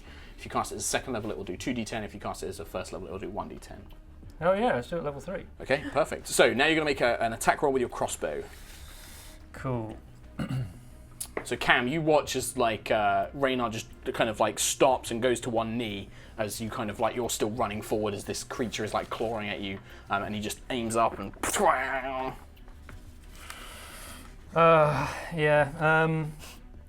14. 14. And what are you aiming at? Are you aiming at the griffin or the rider? The griffin. The griffin. Okay. The griffin sort of turns on the side and the bolt sails past. The spell lasts until you hit though, so your second attack you get extra attack. Oh yeah, I'll do that. That's better. 21. That does hit. So deal normal damage.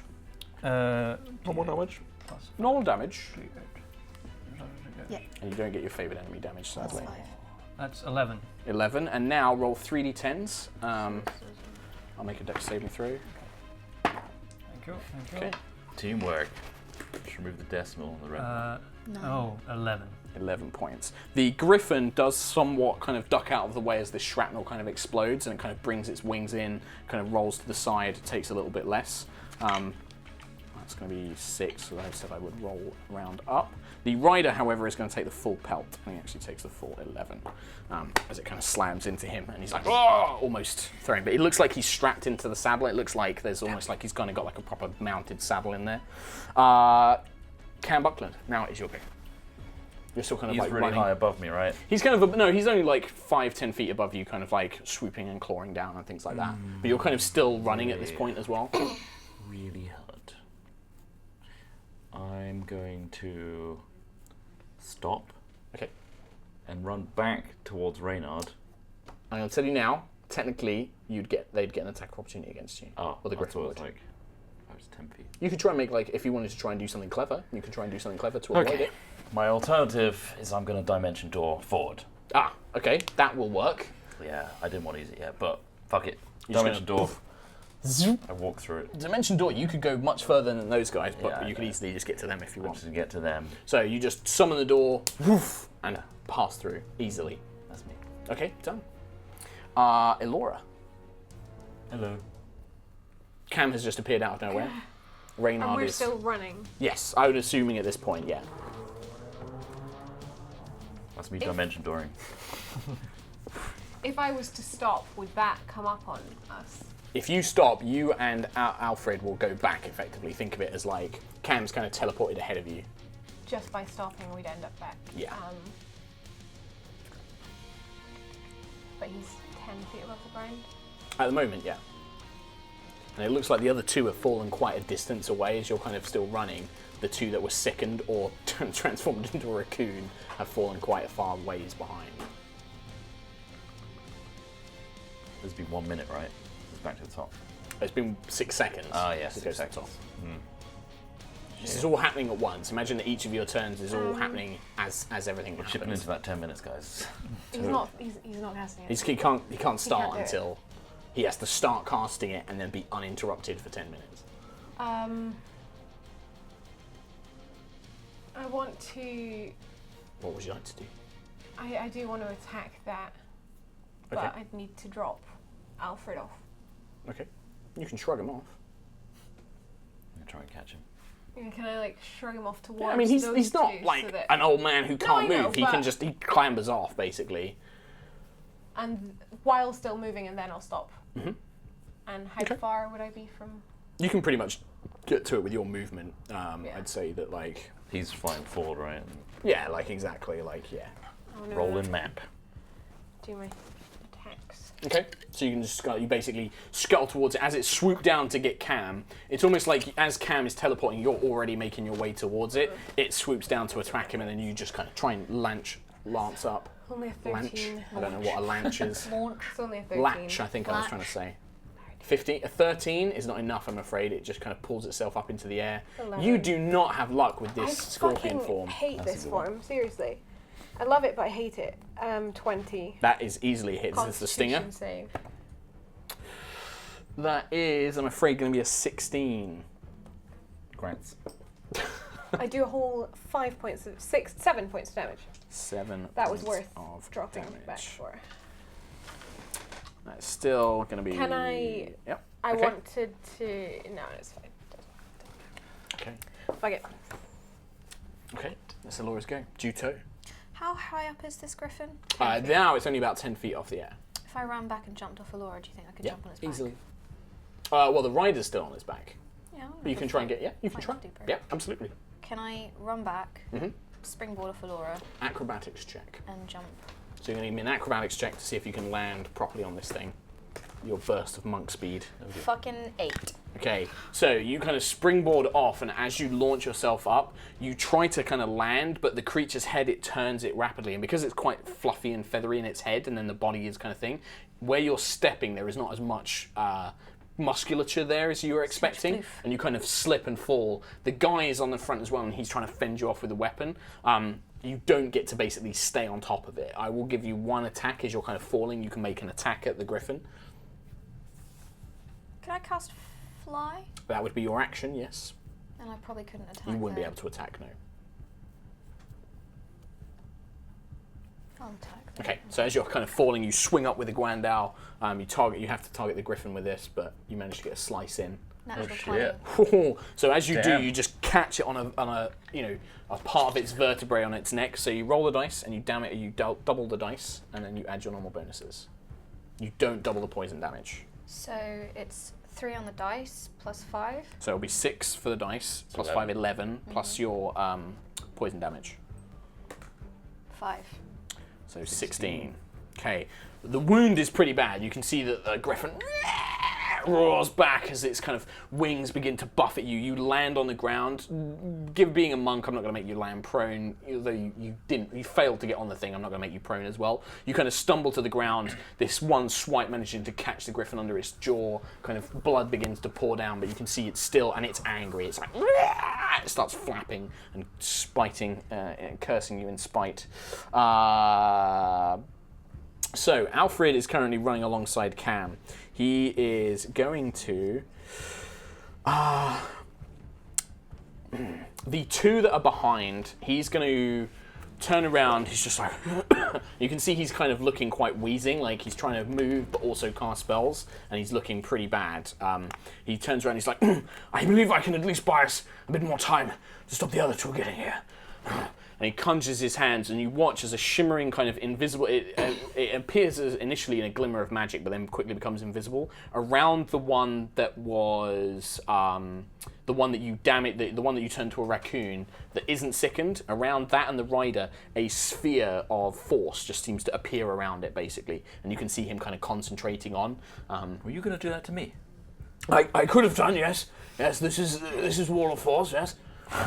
I can only keep one of them trapped as long as I concentrate, I'm afraid, and there is a range limit. All right. And he's just going to focus. There you go. They're still sickened, basically, until that. So I'm going to give them a Constitution saving throw. Okay, he's still retching, but the griffin's fine. He's still retching, the griffin's fine. So, those two are still basically out of commission because the riders are incapacitated to command the things. This one, however, is going to turn angrily on Juto. The griffin is going to make some attacks. That's going to be a 25. What do you think? What do you think? I think that's going to hit you there, mate. That's going to be 8 points of damage as the beak. Can I evade? No, evasion is for dexterity saving throw spells. I know.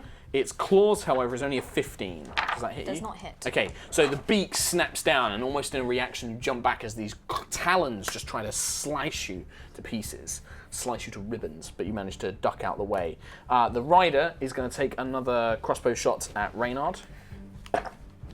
That's a 9. That, however, is a 24. That hits. You're going to take 8 points of damage as another crossbow bolt. Again, you can feel these kind of battering into your chain shirt under your doublet, and it's going to leave some nasty bruises there. And it is Reynard's go. Okay, so how high up is the griffin now? About 10 feet. Okay, can I try what Juto just tried? Okay. And launch off Of the Elora. Springboard, Yeah. Elora. Yep. Acrobatics. Okay. Ooh.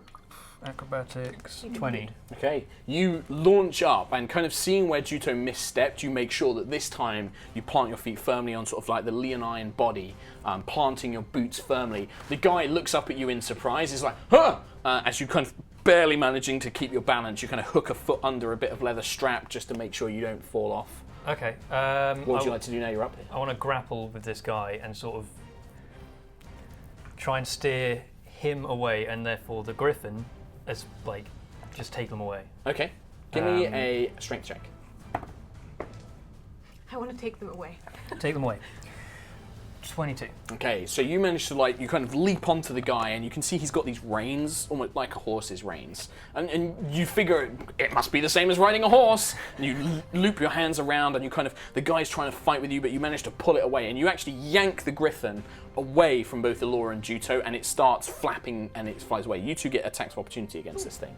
This is going to be your action, but you're basically giving these guys a chance to hit it. 15. Nice. 15 is just enough to hit the griffin.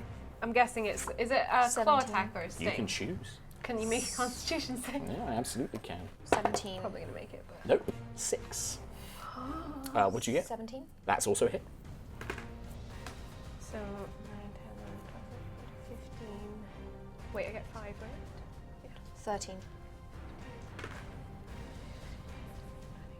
23. Okay, so between the two of you, as you're steering this griffin away, Juto leaps up, 25. Sorry, I forgot to. boom, strikes it with a guandao, cutting a deep crisscrossed deep gash along its lion body. At the same time, the stinger pierces up into its side, and you kind of watch as these veins begin to pulse and bulge. The griffin lets out a horrible squeal of agony, and then it just collapses to the ground. You're going to need to give me another acrobatics check. Oh.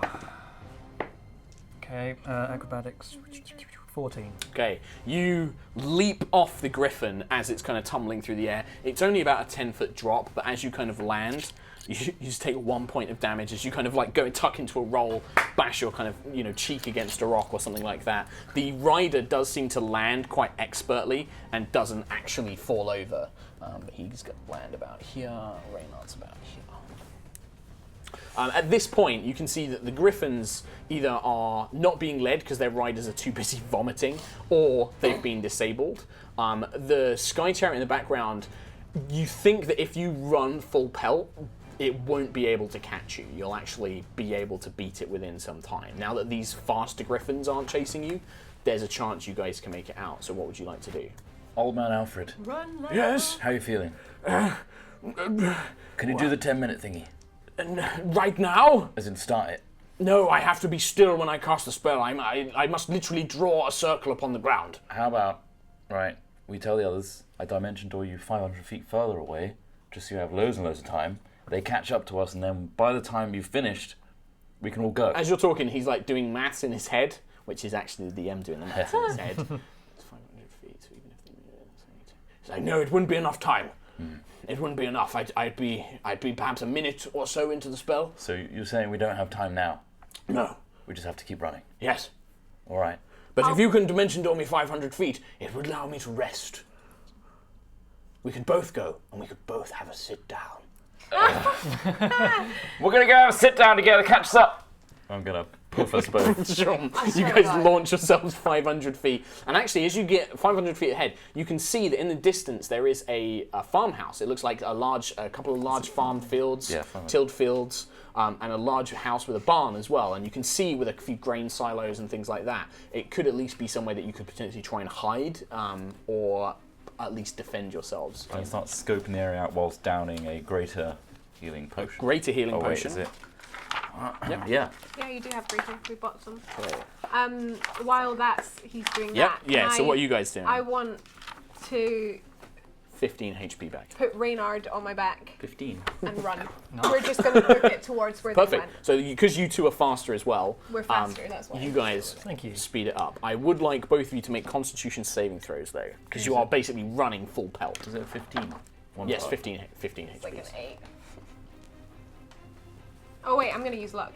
19. No, it's still the same roll. Fuck everything. Okay, so what happens is you guys pelt across this open field, and eventually you can see the point where Alfred and Cam are almost. Are you guys going to be gesturing to them towards Yeah, this I'm farmhouse? waving and shit. Okay, so you see, Cam, that there's this farmhouse that you kind of crest over this small hill.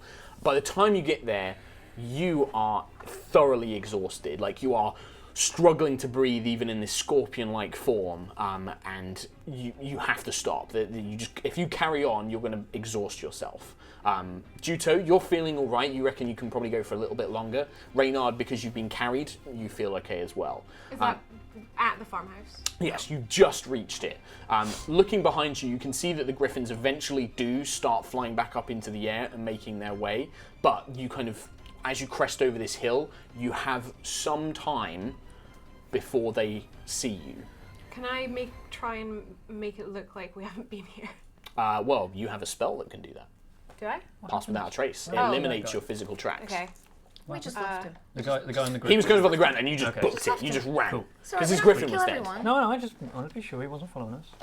He with his injuries and the fact that his griffin was dead, and these two are way faster than he is. Oh, okay. Like every 6 seconds they gain 20 feet on him effectively. Damn. We first. D&D speed rules. I'm going to start looking for hidey spots. Okay. I'll cast pass. You can't pass hide those. in the farmhouse. Well, now this is the thing. The farmhouse, the door is locked.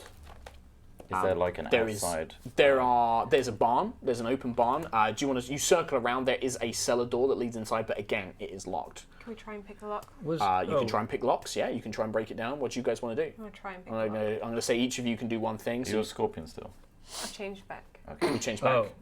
do I tumble? I'm still on her back. Well, yeah, basically, like, you just get thrown off. Oh, okay, fair enough. Elora, like, shrugs and you're dumped on the ground. Okay, can I don't suppose there's any, like, openings anywhere? There are windows, but they are obviously have glass in them. There's doors, but they appear to be locked. There is a barn which is open, but one side of it is literally open to the elements and it just has a covering, but there are, like, big hay barrels in there, like hay bales and stuff like that. Okay. I want to use the butt of my crossbow while coughing, smash one of the windows really loudly. Just Okay. Elora, you're going to pick a lock? Yeah. Pick a lock. Tuto, what are you doing? How do I? What's the check? So for you, it's just dexterity because you're not proficient with thieves' tools. 21. Wow. What you do? You were circling the building, weren't I you? was about to pick the lock. And then and you I watch. just, like- Elora just brushes you out of the way, pulls out like a hairpin, tink, and you just. I was pick going to do that, but well done. That's good. You. I want to jump in. And you latch open a window and pull yourself in. Yeah.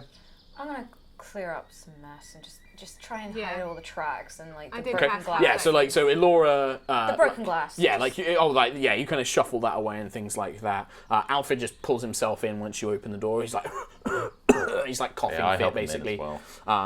And yeah, you with guys him. pull yourself inside. What else would you like to I'm do? going to close the door. Make sure all the curtains and like. Wait, is it? Can we check if there's anyone in the house? The house seems empty. You call out. There's no response. Anything in Is the there any cellar? sign There's a of bit of broken dusty. sky? No. It Nowhere. appears to be about like almost as in it was locked but never returned to. Is it a dwarvish? Yes, it is quite squat, so it's kind of like stone foundations, like stone lower floor, but then wood sort of beams and an upper floor. Very squat. You don't have to like crouch, but definitely the taller amongst you find your heads kind of touching the tops of the ceiling. The owners are probably in the mines. Can we find the cellar? Oh, I thought we were in it. No, that was. You I just thought that let was the yourself door. into the main door, like Oh, I'm right. assuming Laura just So let herself into the main door. can we lock the main door again Yes, and then go into the cellar? there is one window without any glass on the front Is of the building. that? Are there any curtains on that window? Yes, I will say that there are curtains on yeah. all of them. I want to shut like, Okay, as many as so I you shut can the before curtains. You guys want to find your way into the cellar. Is all of the glass out of the window? Yeah, well, I enough cleaned it that he up, could get an cleaned it arm. up. Yeah, the glass has Cleaned been up. cleaned up, but there is clearly a part of glass window that has been smashed. To the cellar. Alfred, so are you looking at the window? Like it's broken. Alfred kind of tots over. He's like, I can mend this, and like he gets the broken glass and he uses the mending cantrip, and it's just like stitches it back Perfect. together. I shuffle him cellar. along to the cellar. And you guys are going to try and hide in the cellar. Okay. So what happens is you secure yourselves in this cellar, and there's maybe a minute or so. There's no noise, and then you do definitely hear kind of something landing, maybe on the roof. You're not quite sure. You hear scrabbling like, but you can never really hear what's being said. They begin searching around.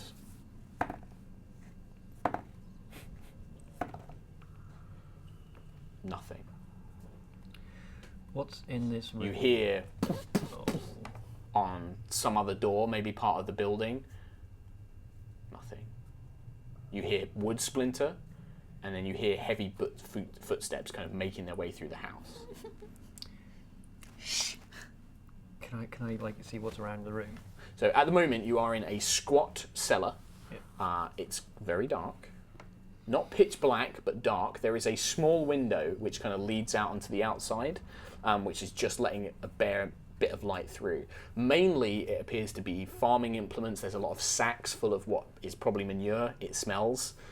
There are sacks of grain. There are sacks of seeds. Lots of gardening supplies, that sort of thing. There is a short staircase that leads up to the double cellar doors. Footsteps, they sound human. Yeah, it's like human steps, and they seem to be. You hear them kind of fade in and out, so like. So walking around. Okay.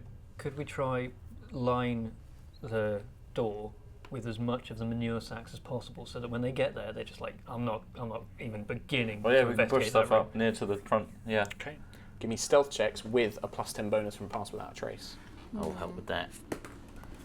Is everyone doing a stealth check for that then? No, just anybody who's Anybody moving who's around. moving around. So is Okay. the- Alfred, Right, Alfred okay. sits down and it's like, I'm not gonna. I'm 18. not gonna touch. So do I get 18? that +10 as well? you get Yeah. +10. Okay, I got 30. Okay.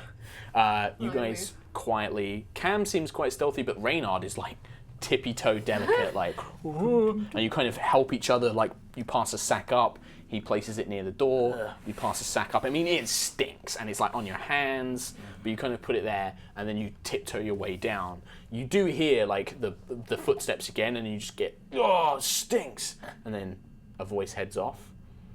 Maybe 3, 4, 5, 10, 15 minutes pass, and you just hear like a lot of noise, but there doesn't seem to be any kind of like thorough search. Eventually, the footsteps go away, and then you hear boom.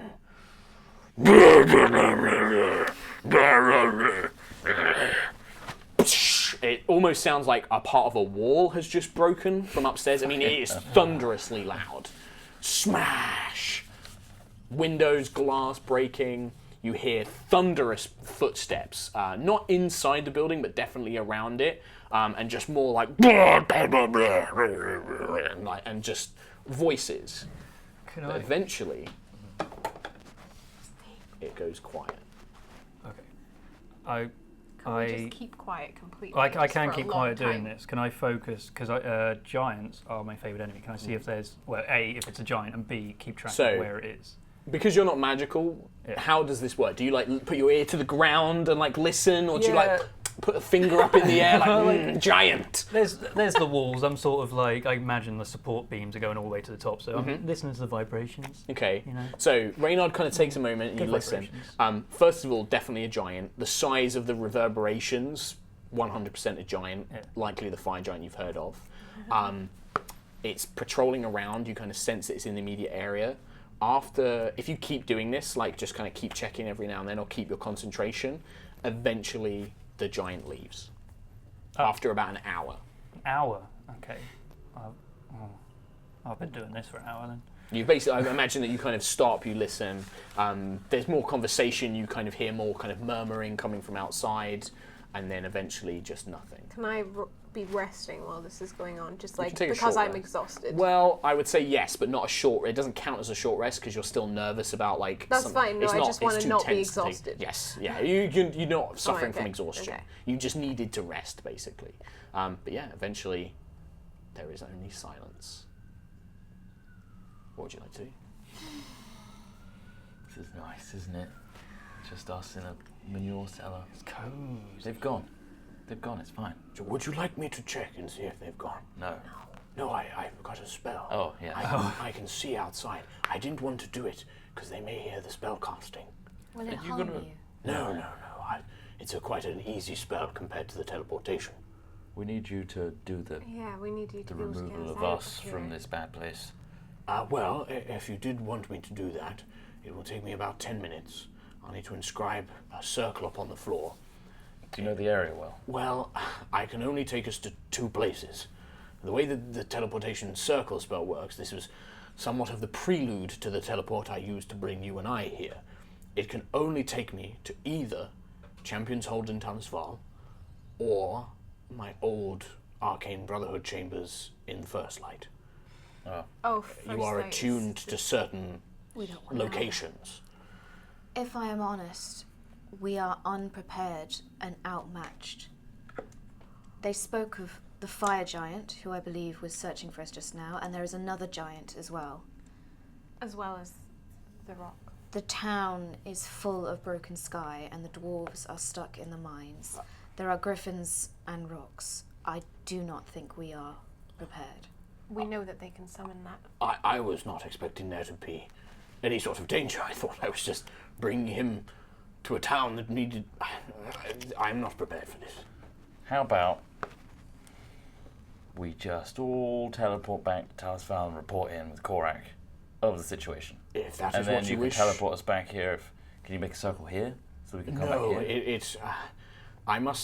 you must construct a circle over a year to make it a permanent location you can transport to.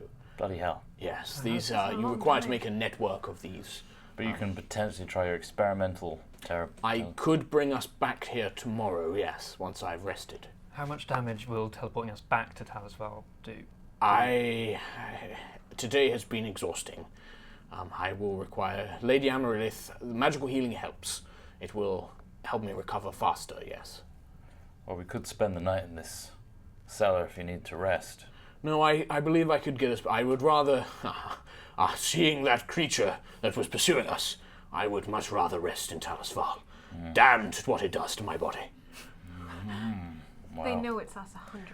Well, I can sustain some healing on you while you try and do it. If you can, it eases the pain somewhat. While he's talking, I just smush his face. Go We ahead. agreed. We return. How much do you heal him for? Yeah. How much do you heal him for? I'm going to use level 4 Okay. healing word. Give me the rolls, man. Give me the the rolls. rolls. So you guys are going to travel back to Talis Val. Okay. I feel like a coward. I kind of want to go to the mines. I'd but, rather like, feel like a 14 coward plus than be whiz. dead. 14, yeah, plus wisdom. 18. Like, he breathes, and for the first time, like, his breathing's always been a bit like... like an old man, and, like, he's like... yes, thank you, my boy. Before we do this, I'll give him a cure wounds too. Just No, please. He stops you, he's like, no, it's fine. I'm very powerful. Ythane. Yes, no, what? Do you know who Ythane Ythane is? is in Thane, a wizard, a dwarven wizard here in Velderban, I believe. Don't I s- taught him a little conjuration magic. I don't suppose he might have a circle that we could teleport to? No. Ythane was not that powerful. He's a young dwarf. Useless. It has taken me nearly 60 years to develop the power to cast this spell. It took me a year to create the circle in Champion's Hold. Only, as far as I'm aware, that and the ones in First Light are the only ones in existence. Speaking of useless, do you really feel that we can take on all the forces, knowing what we know? There's 4 of us now, and we haven't Knowing succeeded. what we know? We know plenty. Can I just whisper, like, Cam doesn't need to know this, does he? No, but we need That's going to make him We really need want to know. Perception Reinforcements. They know that it's us. Nope. Nope. I didn't hear that shit. You're too busy. We- You're like that. And he's like, oh, Just enjoy it. no, thank you, my Just enjoy boy. it. Thank you. Don't lick my hand. This guy now It's weird. know. They've seen our faces. They know it's us. They recognise me now. They recognize you now. We don't have that element of surprise. I'm just putting, like, real know who we emphasis are. on the word useless and knowing what we know. I'd like to go back and collect the reward for a job well done, and a job well done we not- have not done. But I There feel like is- we must go back, yes. There is no way we can return for a job well done God if we are dead. Then let's go back. What are you guys bickering about over there? Let the man concentrate on his teleportation. We can talk when we're back in the comfort of Talis Val. Cam, you haven't seen the rock that they have power over. You The haven't rock? seen It was the huge. bird. It covers the entire town. Oh, the rock. Korak mentioned a rock. It's. You Did sure he? you didn't say rogue? He may have said Oh, rogue. he said rock. Oh. I heard rock. I mean, we heard rogue. Dwayne Johnson patrols this town, and we can't Alfred, take how him far down. along are we? Well, I can begin when you need. You haven't started. You still seem to be debating if we should leave. I'll let Get go on of- with it. I'll let go of his face. All right, okay. He's like, well, to make it easier for us, would you like to return to this building tomorrow? That would be good. I can place, and he goes into his pocket and he pulls out a second pair of glasses and he puts them down. He's like, my reading glasses, if I can teleport us to Wait. them. Would you like us to leave something that you don't need? No, it's fine. It's better if it's an object I'm most familiar Okay. with. Put I it believe in- that's why I ended up in a tree, because the exact, and he points at Juto's Korak figure, I'm familiar with the shape and what they appear, but not the actual object itself. I'm going to take the... Did you know? Korak told me that you had one of those on you, and that's what we used to teleport Mount Buckland and I here. He remembered. Yes. Your spectacles, Alfred. No, I've got these ones on, You're but those are reading. my reading ones. Can I hide them? It's better if they're in the middle of the floor. If we were to hide them, there is a concern we may teleport into a wall or a cupboard or That doesn't something sound like right. that. If it's in the middle, I know that we can arrive exactly where it is, and there won't be any problems. All right, let's clear space around it. What Yes. if they find them? They'll just think it's some dwarves. What if they take them? Then we'll teleport wherever they're taken to. Yes. And then we fight our way out. They Hopefully. didn't come into the cellar. I think we should be all right. There is a ton of manure in front of the door. They're Oh, not coming that'll be down fun to teleport into. Would you like me to begin? Yeah. Yeah. And he starts. So what he does is he takes from his pocket what appears to be almost like a chalk stick, but it's multicolored and it's almost like it reflects light, like there's gemstone, like it's almost made of gemstone. And he starts physically drawing out all these arcane symbols in a circle. And it takes him a pretty long time. It takes him like between a minute and 10 minutes. But once he's completed, he like stands back and he's like, "We'll only have 6 seconds to pass through the gate, so you must be quick. Otherwise you'll be left here. Do you understand?" Yes. How long? Right. You have 6 seconds. And he like gestures and a doorway just springs into light, and you see that on the other side it leads into a large stone chamber with various like books and shelves and things on it. And he's like, "Go!" And he steps through. Okay. Yeah. Step We through. will go. Step through, Jumping. step through. Okay, you guys all step through. You feel that strange sense of being very cold, very hot, almost being pulled from yourself, and then you are inside a room, a large stone room with bookshelves all around it. There doesn't appear to be an immediate way out of this room. There's no door that you can see, but there is a desk, a small bed. You can see that the desk is covered in books and notes and things like that. And Alfred kind of stumbles up and he pulls on one of the books in the shelf, and a bookshelf swings open. Nice. I've always wanted one of those. Yes, quite. Thank you, Alfred, for bringing us back. No, please, thank you for saving me from those creatures. I would not have escaped if it were not for Lady Alora's forms, some shape-changing magic. Quite impressive. Whoa, whoa, ho, ho, ho.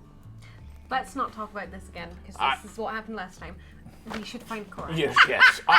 I'm going to remain here and rest. If you see Lady Amaryllis, if you could send her my way, please. I'll do that for you. Thank you. And he kind of shuffles over and he just sits on the bed, takes off his glasses with a trembling hand, and just breathes. Like, he's just like... and just kind of takes a quiet moment to himself as he stammers there. The doorway, the kind of secret doorway that led out, leads into a corridor. You've kind of passed through it a couple of times in your times in Champion's Hold, and it's kind of a very nondescript corridor that just leads past several kind of rooms that are used for meetings and hosting guild members that are coming to the city, things like that. We're going to stop all of them, stand in front of the corridor, and turn around and look at this guy. What is this? What? What is this? What's happening? This is an adventuring party. I don't know what you're doing here. Tell him. He's dumb. All right. Where have you been? Business. Lots of business. Handling business. What are these? What bigger business is there than... I wasn't aware that you were doing this stuff. I was never given a message.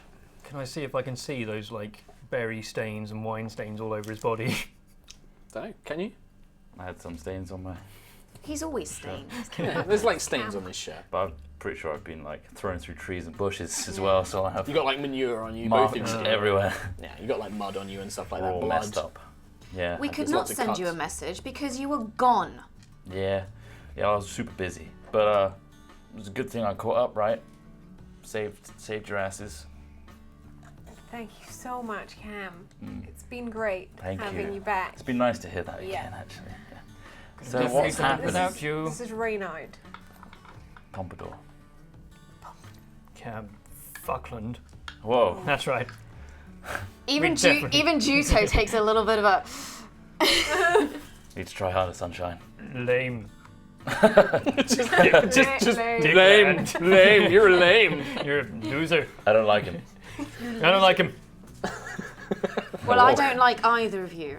But there are Whoa. far more pressing Juto, concerns. you don't mean that. I You know don't you mean mean that. Is that how you're trying to get on Juto's good side? By agreeing with her being mad? She says. I know you don't like me. That's okay. Agree with anything she says.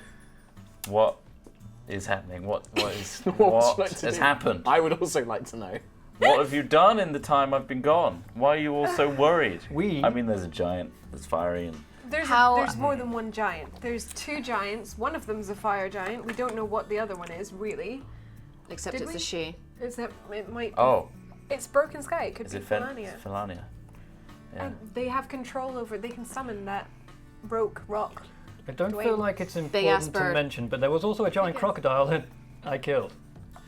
I beg your pardon. Is that all? Me and Miss Jing killed. And Alora. Alora too. You didn't kill it. We No, I didn't. journeyed to this town, and there are a lot of dwarves held captive there, but there are also a lot of broken sky agents. And Reynard went in, and they instantly Valiantly.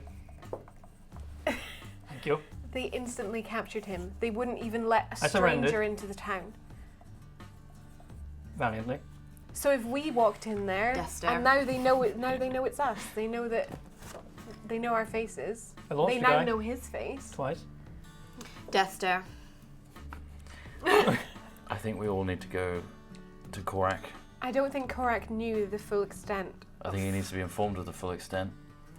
And I think we all need a chat with people far more intelligent than him about what to do next. Are we taking him with us? Is he a thing?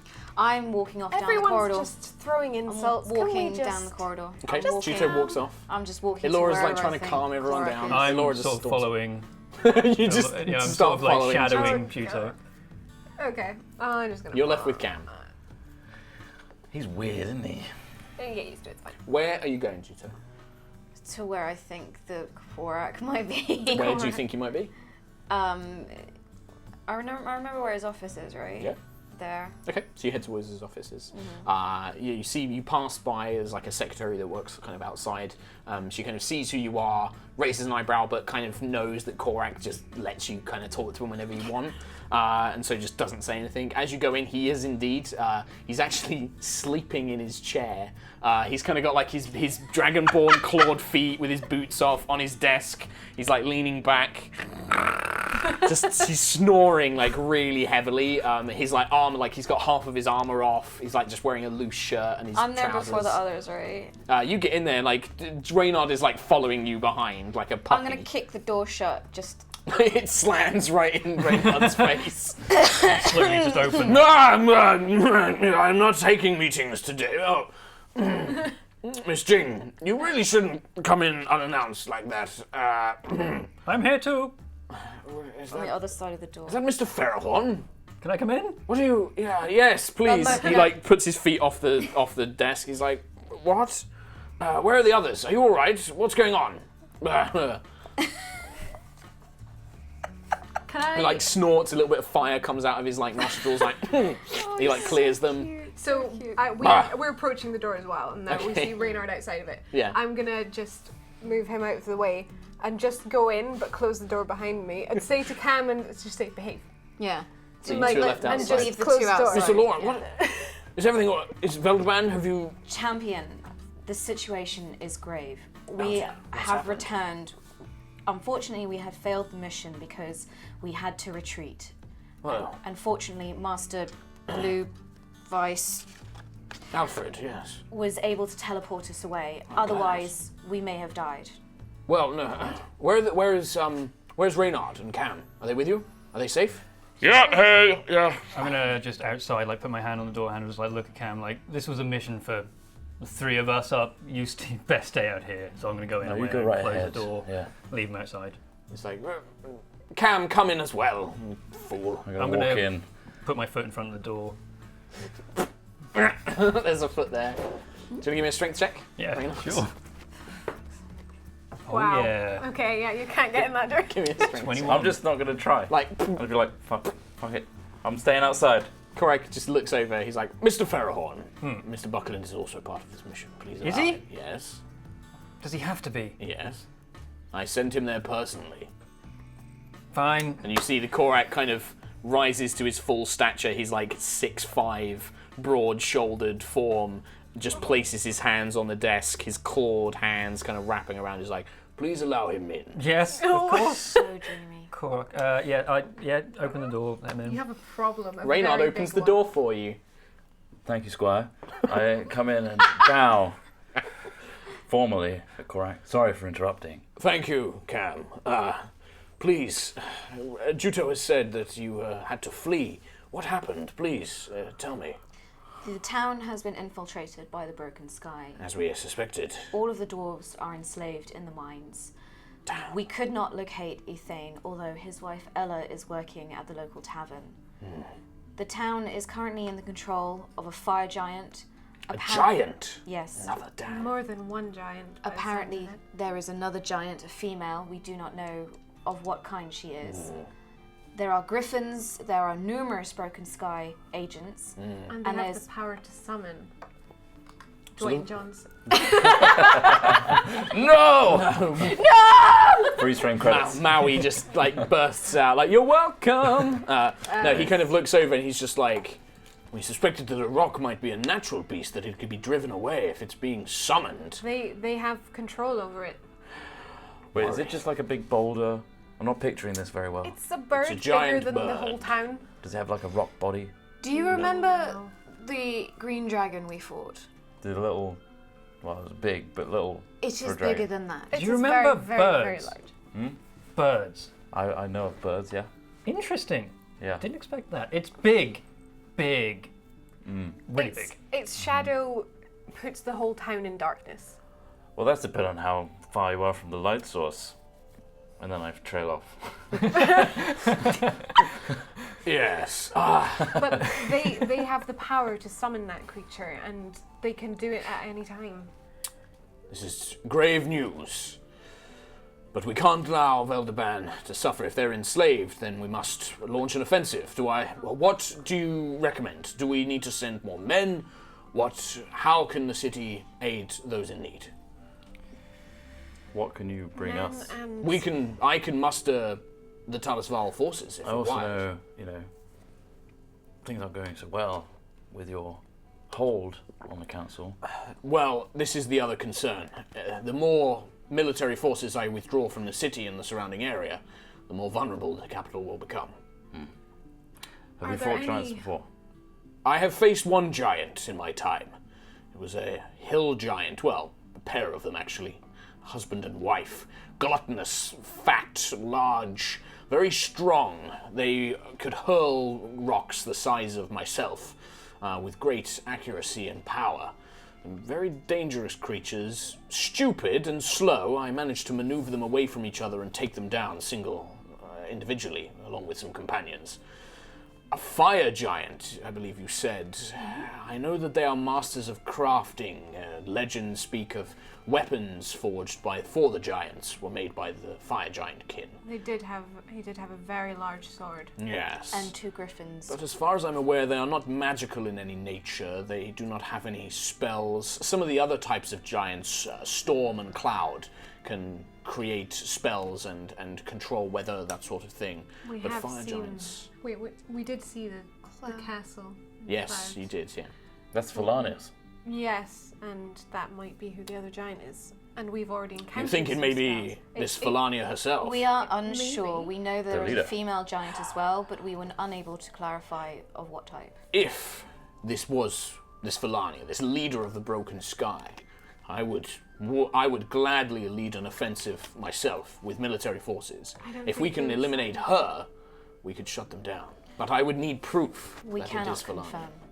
I don't would need think that they proof. would station her there. Maybe we need to scout ahead. We can be the scouting party to find out and give confirmation. I could send Dermot and some of our best scouts, rangers ahead. Even It better, will take send them. It will take days for them to reach Velderban. Maybe Alfred could come to some sort of spelly agreement. As I understand it, Alfred is only capable of sending a small group with his magic. A large force numbering more than 7 would need to travel by A land. scouting party of 7 would be enough to... I could send a small number of scouts to Velderban.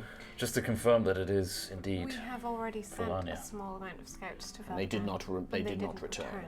This is why that you were See, sent. I You didn't get a full represent. briefing. Well, I tried to, but you didn't seem to want to listen. Business, so very yes. busy. This is why that we sent you. I hate to say this, but you currently represent one of the best strike forces that I could muster. You are more powerful than anyone we have here, myself and perhaps Alfred withstanding. We were unprepared. Do you think if you were to return aware of what you know now, you would fare better? Cam and Reynard, please leave the room. Are you sure? Please leave the room. Is this like a...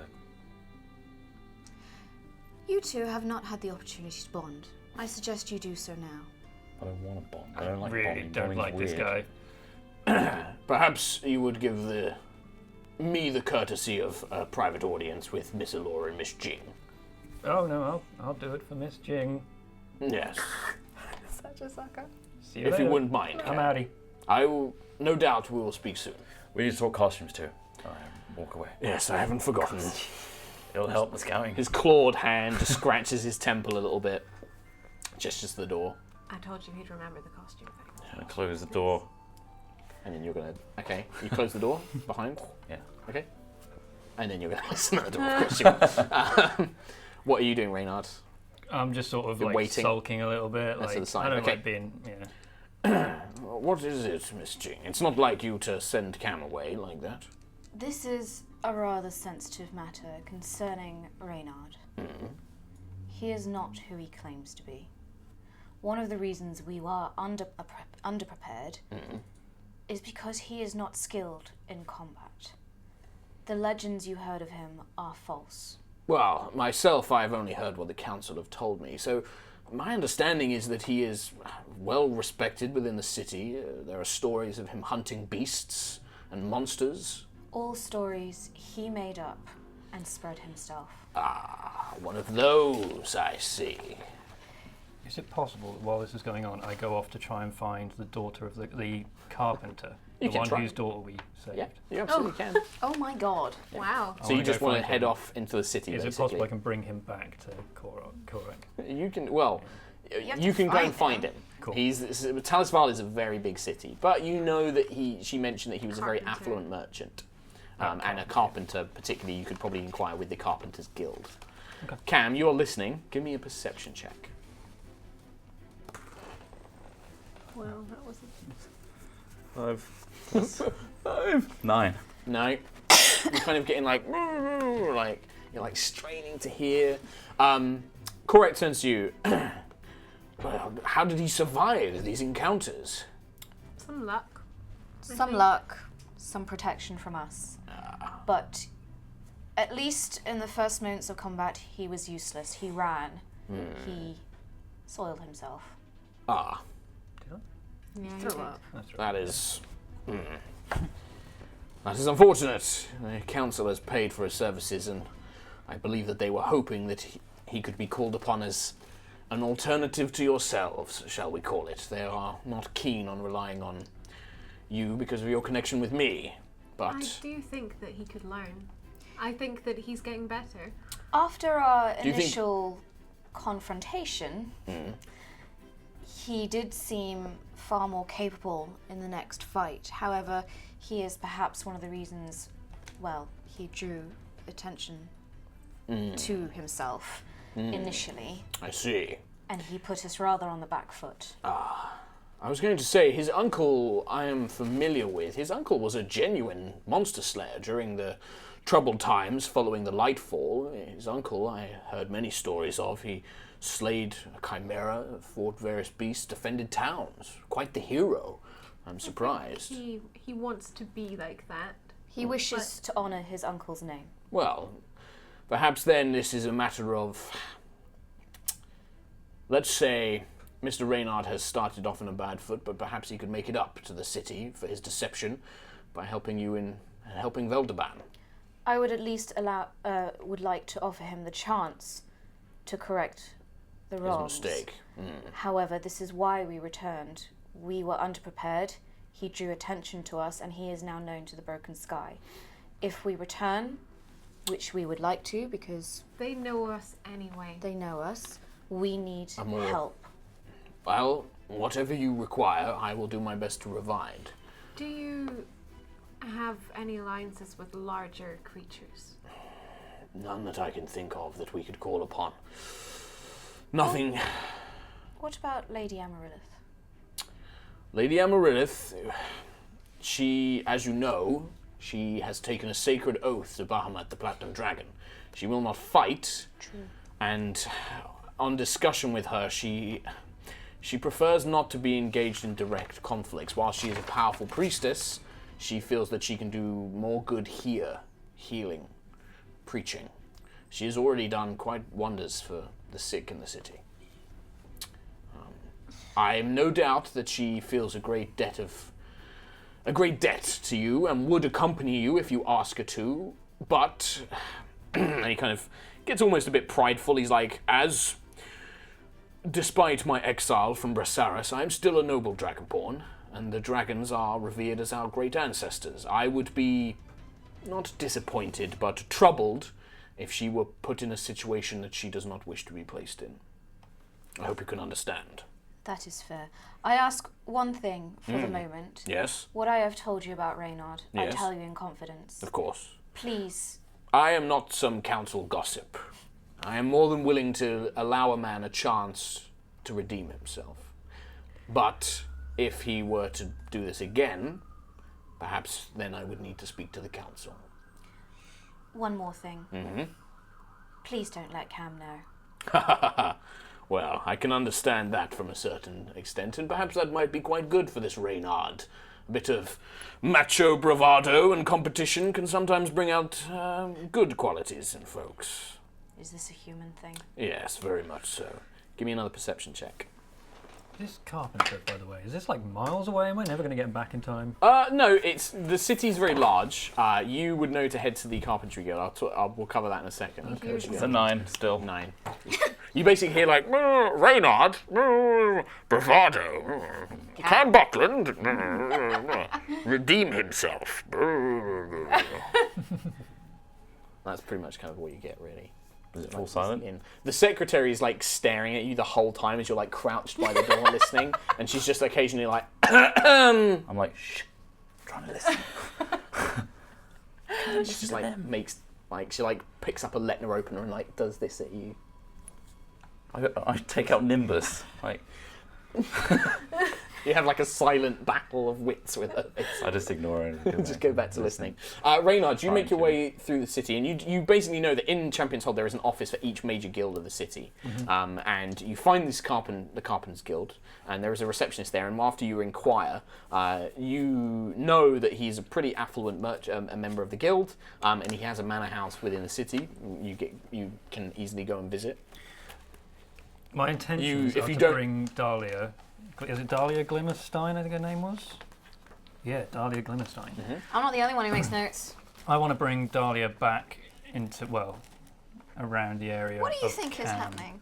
Huh? What do you think is happening right now? Let this continue, because I like where this is going. I want to find Dahlia and bring her back to Champion's Hold. Okay. You basically head outside, you hail down a carriage, and you basically make your way towards this manor house to try and find them. Okay. What are the two of you going to do now? Korak, I asked that we are given some time to rest. Yes, of course. Perhaps formulate a plan with Cam and Reynard and present it to you in the morning. You do not need to present me with plans, Miss Jing. I trust you, Laura, and Mr. Buckland. Not Mr. Ferrahorn, after what you told me, but I do trust the three of you. I would not trust you with the safety of this city. You do not need to run things past me like I am some teacher. Well, more because we perhaps will need your help and your resources. That is more than fine. Just simply submit requests as you need to, and I will ensure that it is done. Obviously, things like we do not have magical potions and things that we can spare. Those go to forces that desperately need them. But if there are... I can send men, I can send forces, military units, but they will take some time to reach Velderban. It's like scraping the knife on the door, making noises. I think he's a bit bored. I think you should go and fetch him. Rest, recover, and one last thing. Do not see this as a failure. Retreating is a decision we must all make in some battles. If we are caught on the back foot, sometimes you must go on the defensive. Now is the chance to launch a counterattack. I trust you to do well. I feel like not knowing the full extent of we've seen towns controlled by the Broken Sky, but not to this extent. It seems that whatever the Broken Sky want in Velderban, they've committed some serious resources to obtaining it. This could be a larger part of their plans. It would be good to understand what they're after. I will leave you to it. We shall leave you to your rest. I don't know what you're talking about. And he pulls out some papers, starts shuffling through them, starts putting his boots on under the table. Yes, very well. We leave. Yeah, and you guys head out. The door opens, Cam kind of half falls in, where he's been leaning up against it. Hi, Cam. What did you say about me? I heard my name. Only good things. Always good things. And then I I'll knew just it. walk past it. I knew it. They miss me. Neutral things. Reynard is not with him. What have you done? What with have you Raymond? done? What have I done with him? I don't know. He stormed off. Did he say where he was going? No. Reynard, you arrive at this is the kind of main headquarters for the Carpenters Guild. Around it you can see beautiful lands kind of walled in, manor houses, mansions, but also large workshops kind of built into these large stone sort of buildings, almost like warehouses, where there are racks upon racks of just carpenters doing beautiful, gorgeous work. Guards at the front basically approach you, and they can see that they wear different uniform to the city guard. These actually wear the colours of what is kind of almost like a mercenary company or a militia, like a paid bodyguard service for the guilds themselves. Excuse me, sir, do you have a business with the Carpentry Guild today? I'm here to see Mr. Glimmerstein. I'm sure he may have heard my name. It's Reynard Ferrelhorn. Do you have some sort of appointment with Mr. Glimmerstein, sir? I saved his daughter, Dahlia Glimmerstein, from a particularly ferocious crocodile, which I slew myself. Slaves. I killed it. Well, if you wouldn't mind waiting here, sir, we'll just confirm with Mr. Glimmerstein. He'll know my name. Very well. I'll wait. If you're happy to wait. About 5 minutes passes, and the guard comes back. He's like, Mr. Glimmerstein would love to speak with you, Mr. Ferrelhorn. Please, come with us. Okay. And they escort you inside. You're led through.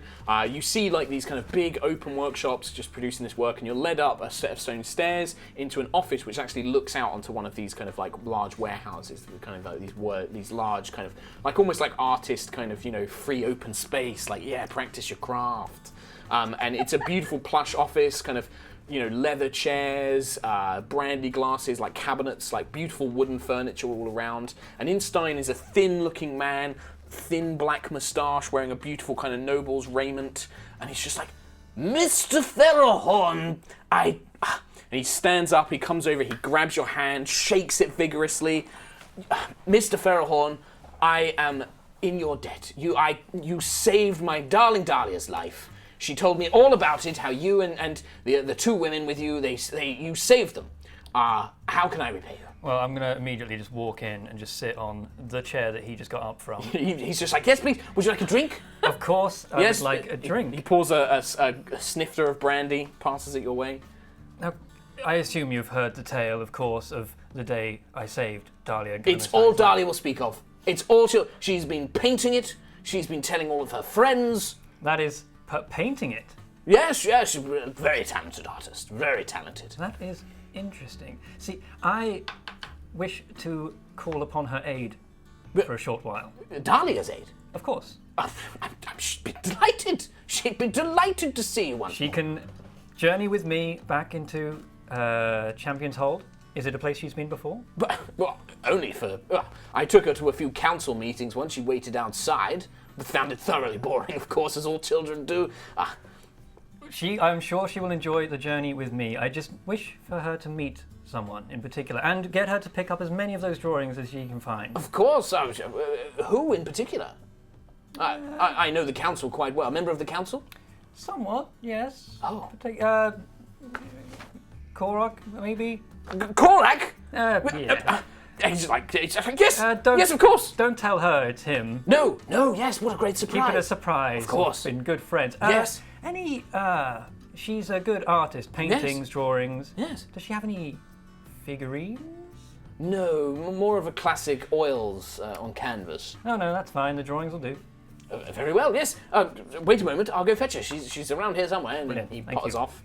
Just enjoy brandy. Yeah. And eventually she comes back in, and you can see it now. She's wearing she wasn't wearing the loose small clothes that were given to her when she was just pulled out of the river. Now she's kind of wearing a noble kind of long dress. Her hair is beautifully braided, and she's clutching various canvases. And she just is beaming. She's just like, Mr. Ferrelhorn, and she bundles up, and she's just like, oh, it's so amazing to see you again.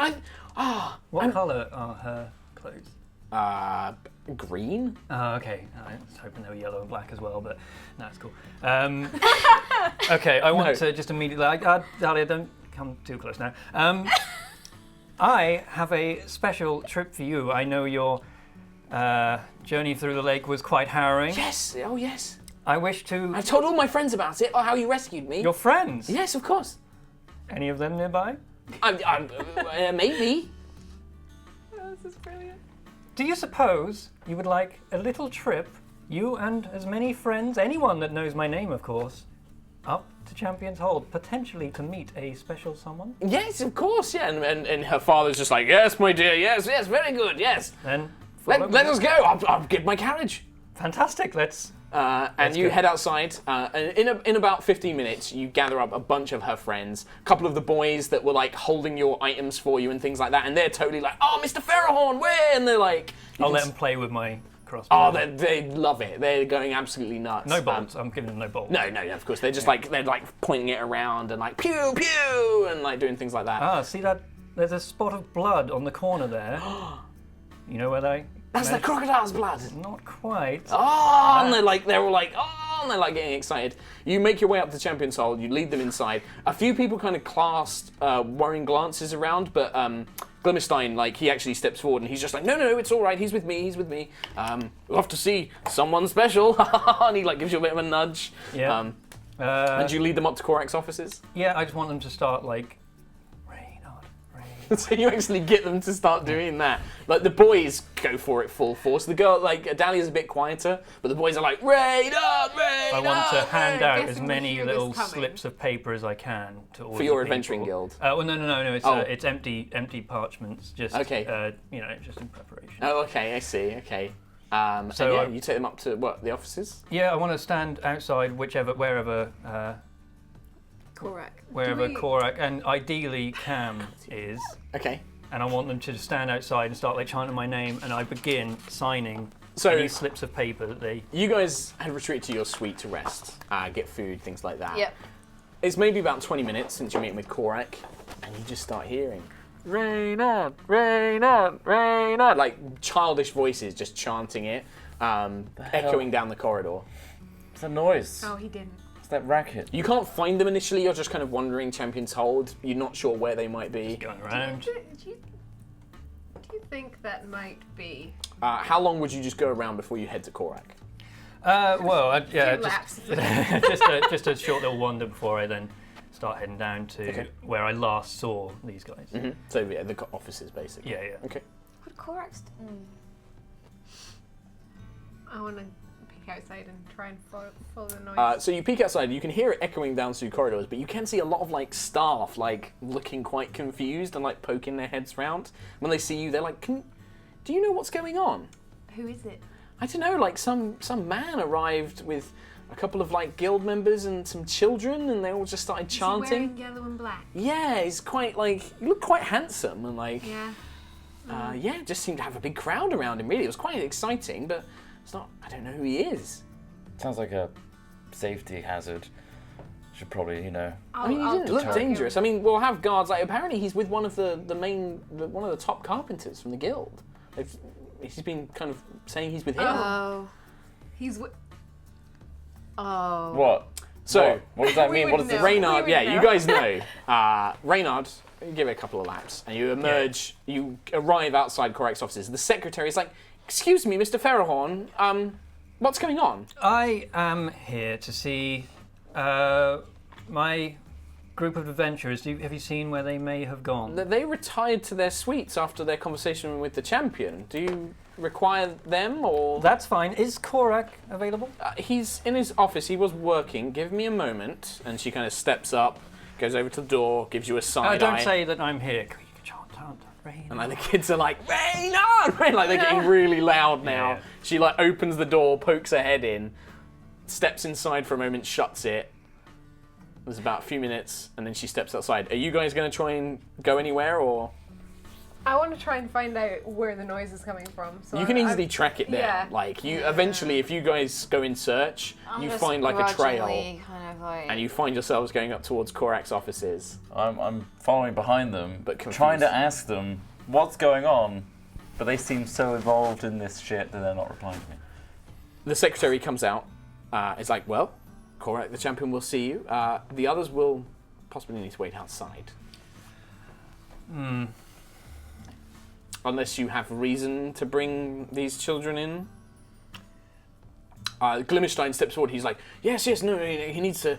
There's a special thing. And the secretary's like, Okay, can I just go in and say Korak? You Korak. can't even Corey. get his name right. I Mr. have Farrahorn. someone who wishes to praise my tales. I feel someone else may need to become a fan of Reynard Farrahorn. You clears his throat. You wish to bring somebody in to my office that is a fan of yours, is this? A follower of mine. I also bring with me the guild leader of the Carpentry Guild, Oh, really? and I feel he may be of some use to me. He just carries some baggage in the form of 6 or 7 or 8 or maybe 15 children. I see. Well, you better bring them inside then. Of course. Come right in, everybody. And I sort of You step open it back. up. As kids crowd. just pour in. Yeah. Like, just like, ah! Ah! And they start pointing at Korak, just like, Korak's the champion! Ah! Do you know him, Mr. Farrahorn? Blah, blah, blah. Just Of like course I noise, know just him. like shouting. We're good pals, me and Korak. Yes, good friend. Dahlia. Dahlia, just very quickly, just tell the tale for me, would you? Dahlia's like, yeah, of course, mate. And she like starts telling this, and you can see she's got a real talent for storytelling. Like she embellishes it immensely, tells the story how you slew this giant crocodile. You guys arrive as you can just start hearing this tale wafting through this crowd of kids that you can see in Korak's office. And you can hear the tail ends of the story being told about the crocodile. And Dahlia's like showing her paintings, and they're quite crude but quite I'm good. sort of posing alongside them as Yeah. the same pose, like, that's me. Yep, and he's doing that, and Korak just sits there and listens. What Is was there any mention of us two in this tale, or? Is Oh it just... yes, because Dahlia was aware that you did, but Okay. it's you're not supplementary to it, but there is a big background, focus on yeah. Rain, of Reynard. Like it's mainly kind of like and the elf princess like did this and carried him away, and the demon woman did this and things like that. But it's very supplementary. There's no mention of names. Can I see the other guys? And these guys, no, you're engrossed. Oh, okay. You're parading in front of Korak. I'm just going to whisper to Allura, I am going to break his kneecaps. As you do this, Korak just kind of like looks around. He's just like, and this must be, was it the guild leader of the Carpenters Guild? Yes, this is... And at this point, Glimmerstein is just like, no, he must be mistaken, Korak. Of course, we all know that Giles is the guild leader. Just, and he's just like, what? He looks at you like, why did you say I was the guild leader? you... He's a member of the guild. He's just like, and Korak's like, oh, I'm surprised that you could be mistaken, Mr. Farrahorn, a man of your talents and expertise. Miss Jing Did I say guild? spoke of you quite highly. Did she? Yes. Oh, snap! That's Korak's interesting assassin to know. Yes. And at this, can I like watch The kids I are wanna like, like going up and like looking at his sword and like, What's Cam doing? What is Cam doing? I'm kind of amused. I'm just like, what the hell? Kind of Do you shocked by the remember- audaciousness. Yeah. I want Do you remember when he mentioned a crocodile and we had to kill a Can crocodile? you speak up over the children? Do you remember the crocodile? Oh yeah, you mentioned that. Did he actually do that? Can I hear? We all did. It was a group Give me a effort. perception check. He was the one who finally killed it, but he seems to have liked to take all of the credit for that. And this is the young girl that we saved. So Are they all his that's- children? I don't know who they all are. Korak eventually holds up a hand. He's like, dear young friends, and he kind of gestures to his sister like, now, I know that Mr. Farrahorn has brought you here, and it's wonderful to meet you. And he goes around, he kind of shakes the boy's hand, he like picks them up, puts them sort of near the door. Dahlia, he's just like, your paintings are marvellous. You must keep practicing. I'm sure the guild would love to have an artist such as yourself one day. And she's just like, like totally bemused. He's just like, but I'm afraid Mr. Farrahorn and I must discuss a very secret mission that he's being sent on. I'm afraid that this is top secret. And he touches his little snouty muzzle kind of thing, and the kids are like, oh, yeah. And he's just like, now if you'll just give me, you head on out there. And he points, he's just like, Helena, if you can make sure that they all get something. And she's just like, yes, it's fine, champion, I'll deal with this. And she kind of like, all right, come along, children. And she looks over to Glimmer. She's like, Glimmerstein, you should probably come with me. And he's like, yes. But goodbye, Mr. Farrahorn. And they all kind of like get lured away. Farewell. I'm sort of smiling, but now I'm like... Korak just puts a big muscular arm around your shoulders and kind of leads you in. Hey, Korak. And Korak kind of looks behind and sees you three all now standing out there. I'm glaring. I am so angry. I'm quite amused. I'm just like... I'm asking all the children, is like, is he your dad? Is he your dad? Who? That one in there. Korak? No, he's not my dad. He's a dragon man. Get on, child. Just get up. They're like, la la la la la. They just go along. Farrahorn's children are weird. Korak like looks at you and just like leads Farrah, and he's like, now, Mr. Farrahorn. Sorry, just all fans of my work, just telling tale of the adventures that we all had. Us three, me, Juto, and Alora. No Cam. No. Of note, but... I've heard. You know, Mr. Farrahorn, not a lot of people know this, but when I was adventuring, when I established the Dawn Republic, it took a long time. There were a lot of men that tried to claim credit for deeds that myself and my companions had done, tried to gain themselves into a position of power, tried to set up their own cities, towns, that sort of thing.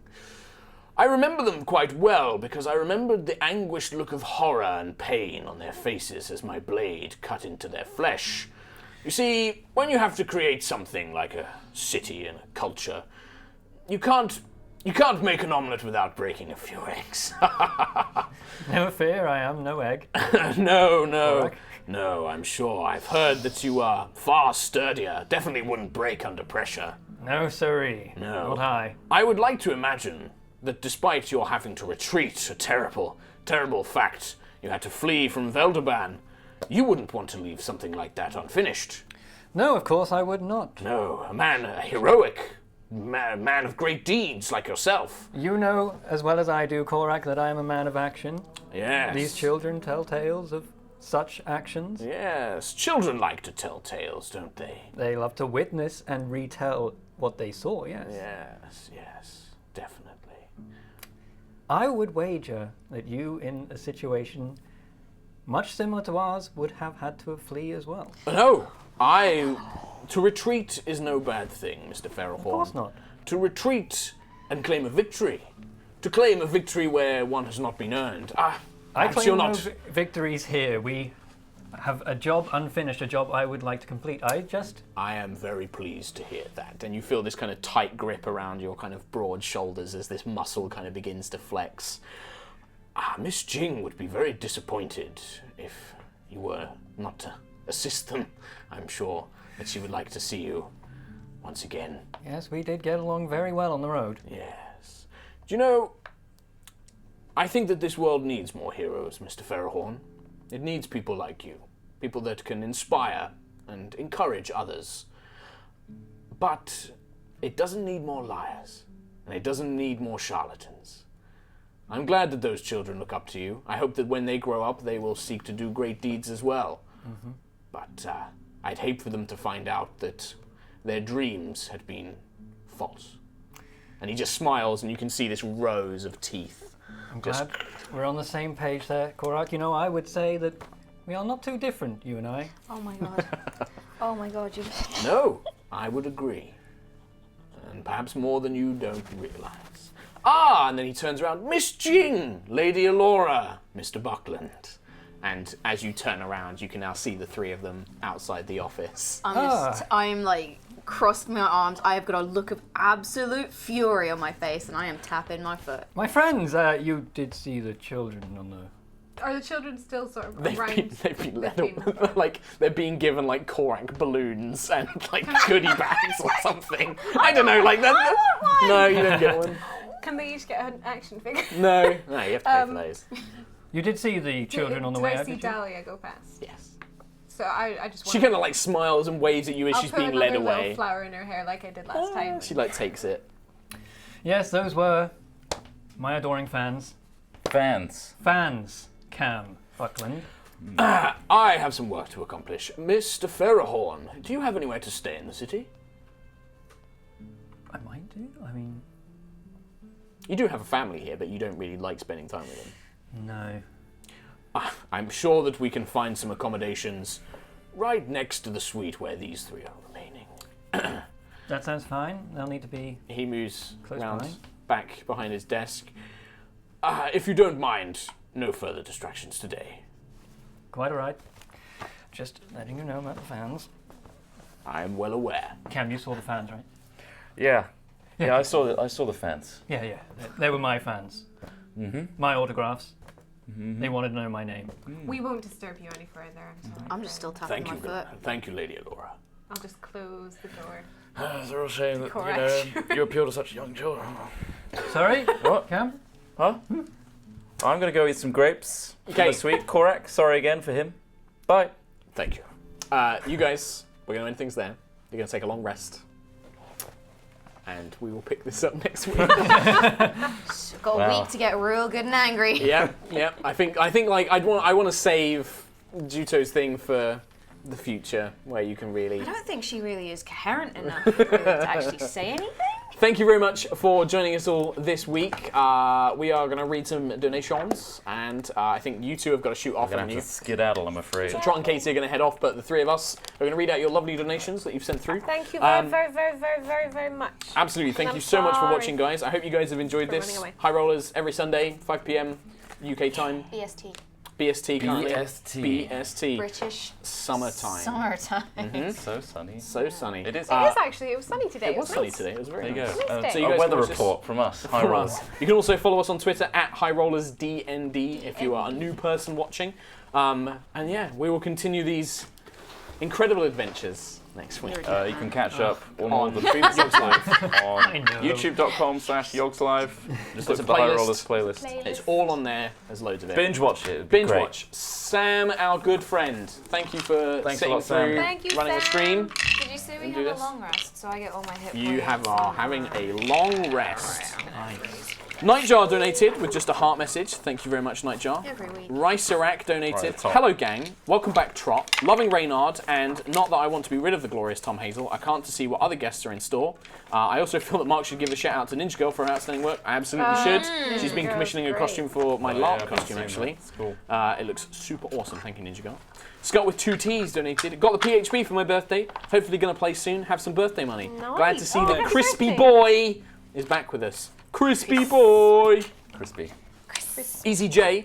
I thought I put a donation in since the start of the month, and I saved a lot of money by drinking wine my mum didn't like instead of Nice. buying my own for my friend's birthday. That works. I probably won't be here for the next two streams since I'm in France. Well, thank you, Easy J. Dragcon donated. Excited for some Reynard and Cam banter. Oh, there was banter. Though I'm worried Juto will finally be driven crazy and kill them. Good luck, Oh. Elora, on keeping the peace. Yeah. Pretty good prediction. Read there. some? I'm just gonna smile and wave every time. I Oh, Dunnican, thank you for the donation. Hi, Rollers. Look forward to the first live stream with Reynard. How's the new seat, Tom? The new seat. We are in a different position. Oh, Yeah. yeah. Oh my goodness, it's very broken. I don't think you can Why- see that, but it's torn to pieces. It's great. It's great. Thank you to Lady Vatress. Hi guys, I hope you're all having a lovely day. Excited to see Trot, as this is the first High Rollers I've seen with him in it, as I've only seen the ones with Tom so far. Oh, yeah, I Speaking forgot of Lady Tom. Vatress is Tom's big fan. Yeah. Speaking She of Tom, loves you look him. adorable as always, and I like your shirt. Oh, isn't that sweet? Thank You you, got lady. more She fans. loves him. Reynard. You can join my troop. Exhibitor has donated. Thank you. Good day, warriors. The question on everyone's mind this week is not how will Cam and Ray get on. It's Pretty funny. it's not. I think there's a couple of typos in here, but it's not. Will the party have to make an encounter with a fire giant? But how long can Mark keep its dwarven accent? Oh, yeah. didn't Who even said that the giant was going to have a dwarven accent? get- Well, We don't know. burn. His name is Ramrapra Gregor. has Gregor. Because he's donated. Scottish, isn't he? Gregor? No, Dimitrov again. Ramarapara, what an intro! I love this show, thank you very much. Oh, I can't read this one out, it's going to make me really embarrassed. you want me to read it? Yeah. Kim, you're so hot. Oh my god. Kim, you're so hot you are. Midgie86 Kim, donated. try it. Kim is so beautiful. I just want to hug her, never let go. Loving Persona 5 and can't wait for the rest. Yeah, she's blushing. Vexus the Untamed. Do you think that Lady Amy's magical draconic orb of life's work has the same power as that potion or scroll of greater restoration? You know, the spell that can release a certain human cleric in gloom from his stony imprisonment. People are so obsessed with that. That's so It's booked up on very that. far away. Let it go! Yeah. We've got to defeat giants. Many threads, not all of them are going to get tied up. It's the True. nature of the world. Yeah. Nature of storytelling, man. Shall we? Vexus the Untamed. Now you have no reason for not going back to Gloom, freeing the cleric and collectively adopting Girly. They have lots of reasons not to go back there. Like it sucks. Now that you have a manor house, WTF are you calling your group? We don't have a manor house. The Order of the Pseudo-Dragon, maybe something with Dawn Republic in it? Think! If you want a uniform, you've got to have a name. We don't Reynard have a manor Lads. house yet. And the Lightborn. And friends. Reynard. Cam and friends. No. I'm not your friend. Titan Prometheus with just a simple 07. It's a wave. Salute wave. Bye. Bye. Thanks. Bye. Do I have a mic? Hi. But your mic is still You on. do have a mic. It's unplugged. It's- Well, I should take it off. Yeah, Yeah. please don't take. Right. Love you. Bye. Thanks for all the donations and viewership. It's nice. Love you. Bye. I'm sorry. Bye. Sam's just like, this is a disaster. Ola Envy donated but didn't leave a message, so thank you. Snail TM, cheer one, cheer one, cheer one, cheer one, cheer one. It goes on for a bit. Yeah, wanna- I know. Lightning Wolf donated, human versus human, Trot, great to see you back, but Tom may have other plans for you. That's ominous. Not planning on killing him or anything Making out else with just yet, just, you know, we'll see. It's guy love, just guy love. There was a bit during that little combat fight where you two were like tussling with each other, and I was like, Yeah. just kiss already. Bang. Yeah. We'll bang, okay? And we're back, okay? Nat Pagel, hey guys, I won't be able to watch the stream today, but I thought I'd drop in quickly to donate. I'm looking forward to watching the VOD. As always, I love the traumatized tiefling, the cutie princess, Cam Fuckland, and everyone else. Everyone else. At In least all they- fairness, I'm in the everyone else as well. yeah. At so- least they adopted Cam Fuckland. I did love when you were like, you did the whole Cam Thanks, Sam. Fuckland, the lame, Lamer. like just lame. Shadow donated. Hey there, HighRollers. You guys are all awesome, including Matt, and make me want to play 5e instead of 3.5e. Yes, 5e is great. I look forward to catching up on this later. Shout out to my fiance. Special kick when she also catches up eventually. Excuse me, I got a bit of a burp. Hello, fiance. Jason McRae donated. Something that's been bothering me since last week. Elora's giant scorpion and the stinger attack. Enemies should take half damage on succeeded con save. No, I don't know. That's up to if that Katie's got the stats there. I don't know. I'll check it though. Exhibit I retcon my previous comment about Mark's dwarven voice, as I did not think you guys would chase us away by a fucking fire giant. Either loved watching again, as I haven't been able to for a long time. Vexus the Untamed donated again. An idea for a character: a blue and bronze dragonborn paladin who has a split personality disorder. He has glamoured, studded leather armor, and he wields a sunblade, making the armor look like shiny holy plate mail. Those are some pretty powerful magic items. Good luck getting both of those. When his other persona takes over, he turns the armor into a fabulous dress with corset and loses a sunblade and doesn't fight and thinks he's a female half-elf. That's a very complicated character to play. Good luck with that. Miss Fluffy Kitty, it's always worth it to wake up early to watch y'all get death stares by Kim/Juto. I agree. It's always worth early getting up to watch Kim just hate everyone. The Nord's house. Just outside of. Yeah, just everyone. Just Not Kim even in game. Not in Just the Kim. game. Just yeah. Love the relationship that Cam and Reynard have constructed, but I wonder, Cam has a nat 20, but what about Reynard? Do you want to risk rolling for dick size? Yeah, sure. Oh, it's just straight Even out. better that we're doing it without Trot here. Just straight out. Oh, yeah. Okay. Okay, ready? 19. It's a 19. Is a It's a 19. It's not a nat 20 though. Oh my god. So Reynard's packing some heat. But it's does not he have gonna- any? Can he add any mods to it? No, Like, just no, like absolutely not. Well, hang on, I got my charisma. No. When I did it or- with Trot, he rolled a d20 and that was it. That's what Because you if get. he adds charisma, no, that's doesn't. And also, What about nat 20 is strength? still better than nat 20 is a crit. Still better. So I'm afraid that you are very well endowed, sir. But just not as I'm much not sure as where Cam I'm keeping it. Buckland. My legs are very Skinny. thin. It's just like people think that you're wearing like what do they call them? Like the protector. Like what do Oh, they call cup. it? Yeah, like they think that you're wearing a cup, but it's not. It's just rolled up. Jockstrap. It's like a snail. There you go. Nat 19. 19 versus nat 20 penis. I can't beat Met a that. man who donated. Even just waking up from a nap, Korak is badass. Open the door, Reynard, open the door. On a side note, I never thought Korak figure would be of any use. Good thing you keep it with you at all times, Juto. That was quite funny. Well, Juto's never had toys as a kid. So, I know. You know. Ron Rapara just donated with Korak voice. There you go. Korak voice. Yes, Mr. Ferrohorn. I sometimes slip out of it a little bit. He's a bit more sort of like, rah, yes. Very well. Ace of Thorns has donated, thank you. And finally, this weekend I can relax and with the most enjoyable of Sunday company. Loving the new shirt, I spy a purchase on the horizon. Thank you Hugs very much. all around. Thank you very much. You will be able to get it very soon. Coming to a store Near you. Oliver Martin, 96. First time catching the stream in full. I wanted to give what I can. Sorry, I'm a poor student. Thanks to you all for inspiring me to pick up D&D myself and providing me with some great procrastination from my dissertation. Do your dissertation. Do this station. Yeah, you probably should be doing that. Thank you to Isherwood Sky's Pair. Yeah. No, Sky Spear, not Sky's Pair. You got it, because I remember this from last time. Dyslexic. I prefer Sky's Pair though. Sky's pair. Yeah. For the $25, that's very nice. A half hundo. Yeah. Quarter hundo. Half. Sure. Still works. First Sure live does. episode I managed to catch this year, and I've got to say I'm loving the Reynard interactions. It's been a while since I've laughed that hard. HighRollers is always the highlight of my week. I love that you were specifically making like combat moves. Just Yeah, to that was it. dick Like, him in the I'm so glad that you brought that into the combat encounter as well. It needed to happen. Yeah. To him. Absolutely. He needs to know that I'm a better character. Dunnyken has donated again. Reynard and his kid army has me all in stitches. Well played, Tom. It's very good. Metamanu, that last discussion between Korak and Reynard. Oh my god. Yeah. So good, Mark. So good. Poor Reynard. Do you think any of that would have sunk into Reynard's head? No, I was feeling threatened.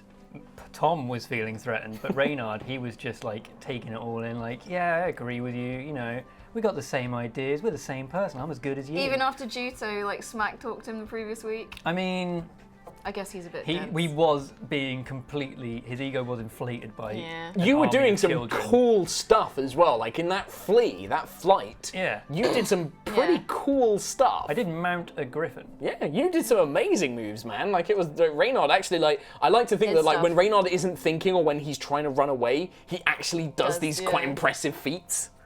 Your crossbow's pretty cool as well.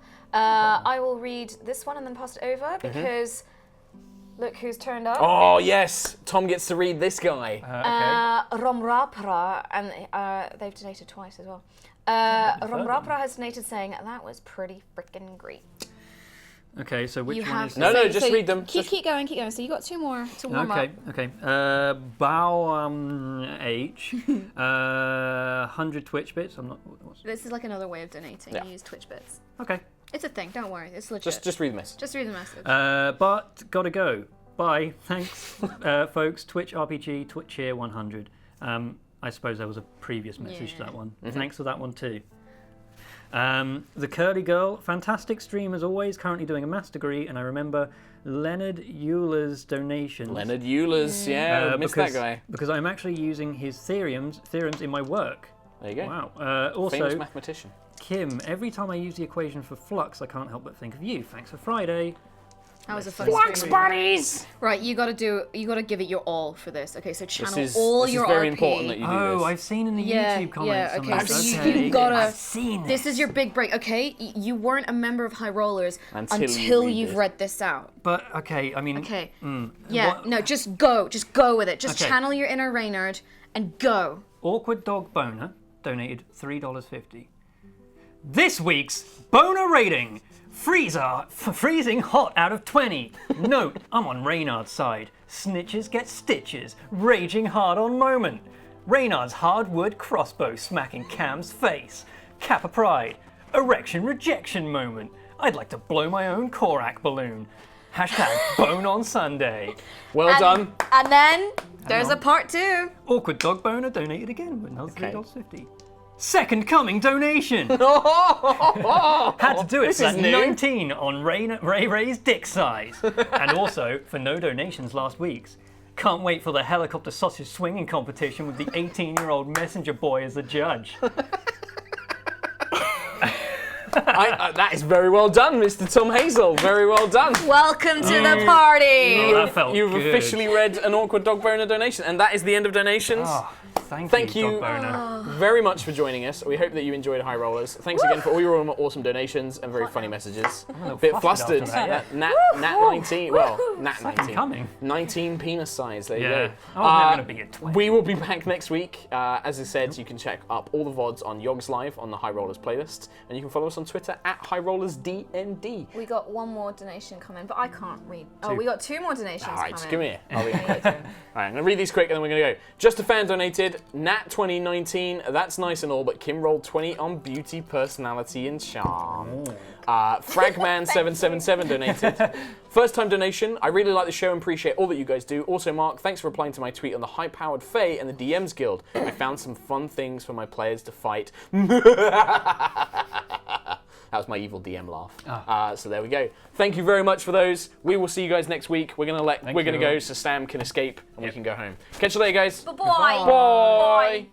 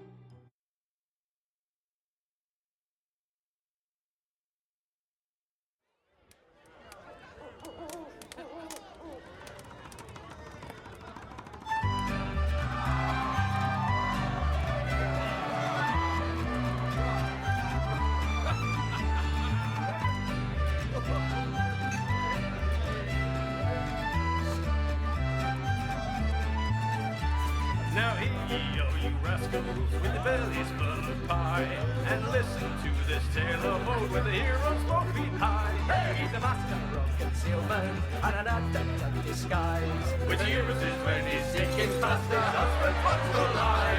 He's slain many a villain, be a dragon or wizard. He's looted chests of all the best of treasures he could find. He's the undefeated champion of adventure, war and passion, and he sings this song as he goes along with a fiddle and a pipe. The grass is green, the air is clean, a sweet lass by my side. There ain't no party looking so as trees are up behind. The world is full of monsters, foul, but they ain't here at the time. So let your rocks propose a toast to these drunken friends of mine. A hero journeyed far and wide, but it riches, gold and magic. For he never found his true love song, and it made him sad in time. Mademoiselle Marley was walking, he was shot as he was singing. And I played a fair from over there with a bow, and she was mine. She apologized profusely, said she thought it was a quarrel, and she carried him to the nearest inn, where she nursed him back to life. Well, they fell in love directly, and she married him that night. So they're off they down, they cut me up for a song about their time. The grass is green, the air is clean, the sweet lass by my side. There ain't nobody looking so, I squeeze her up behind. Hey, the world is full of monsters.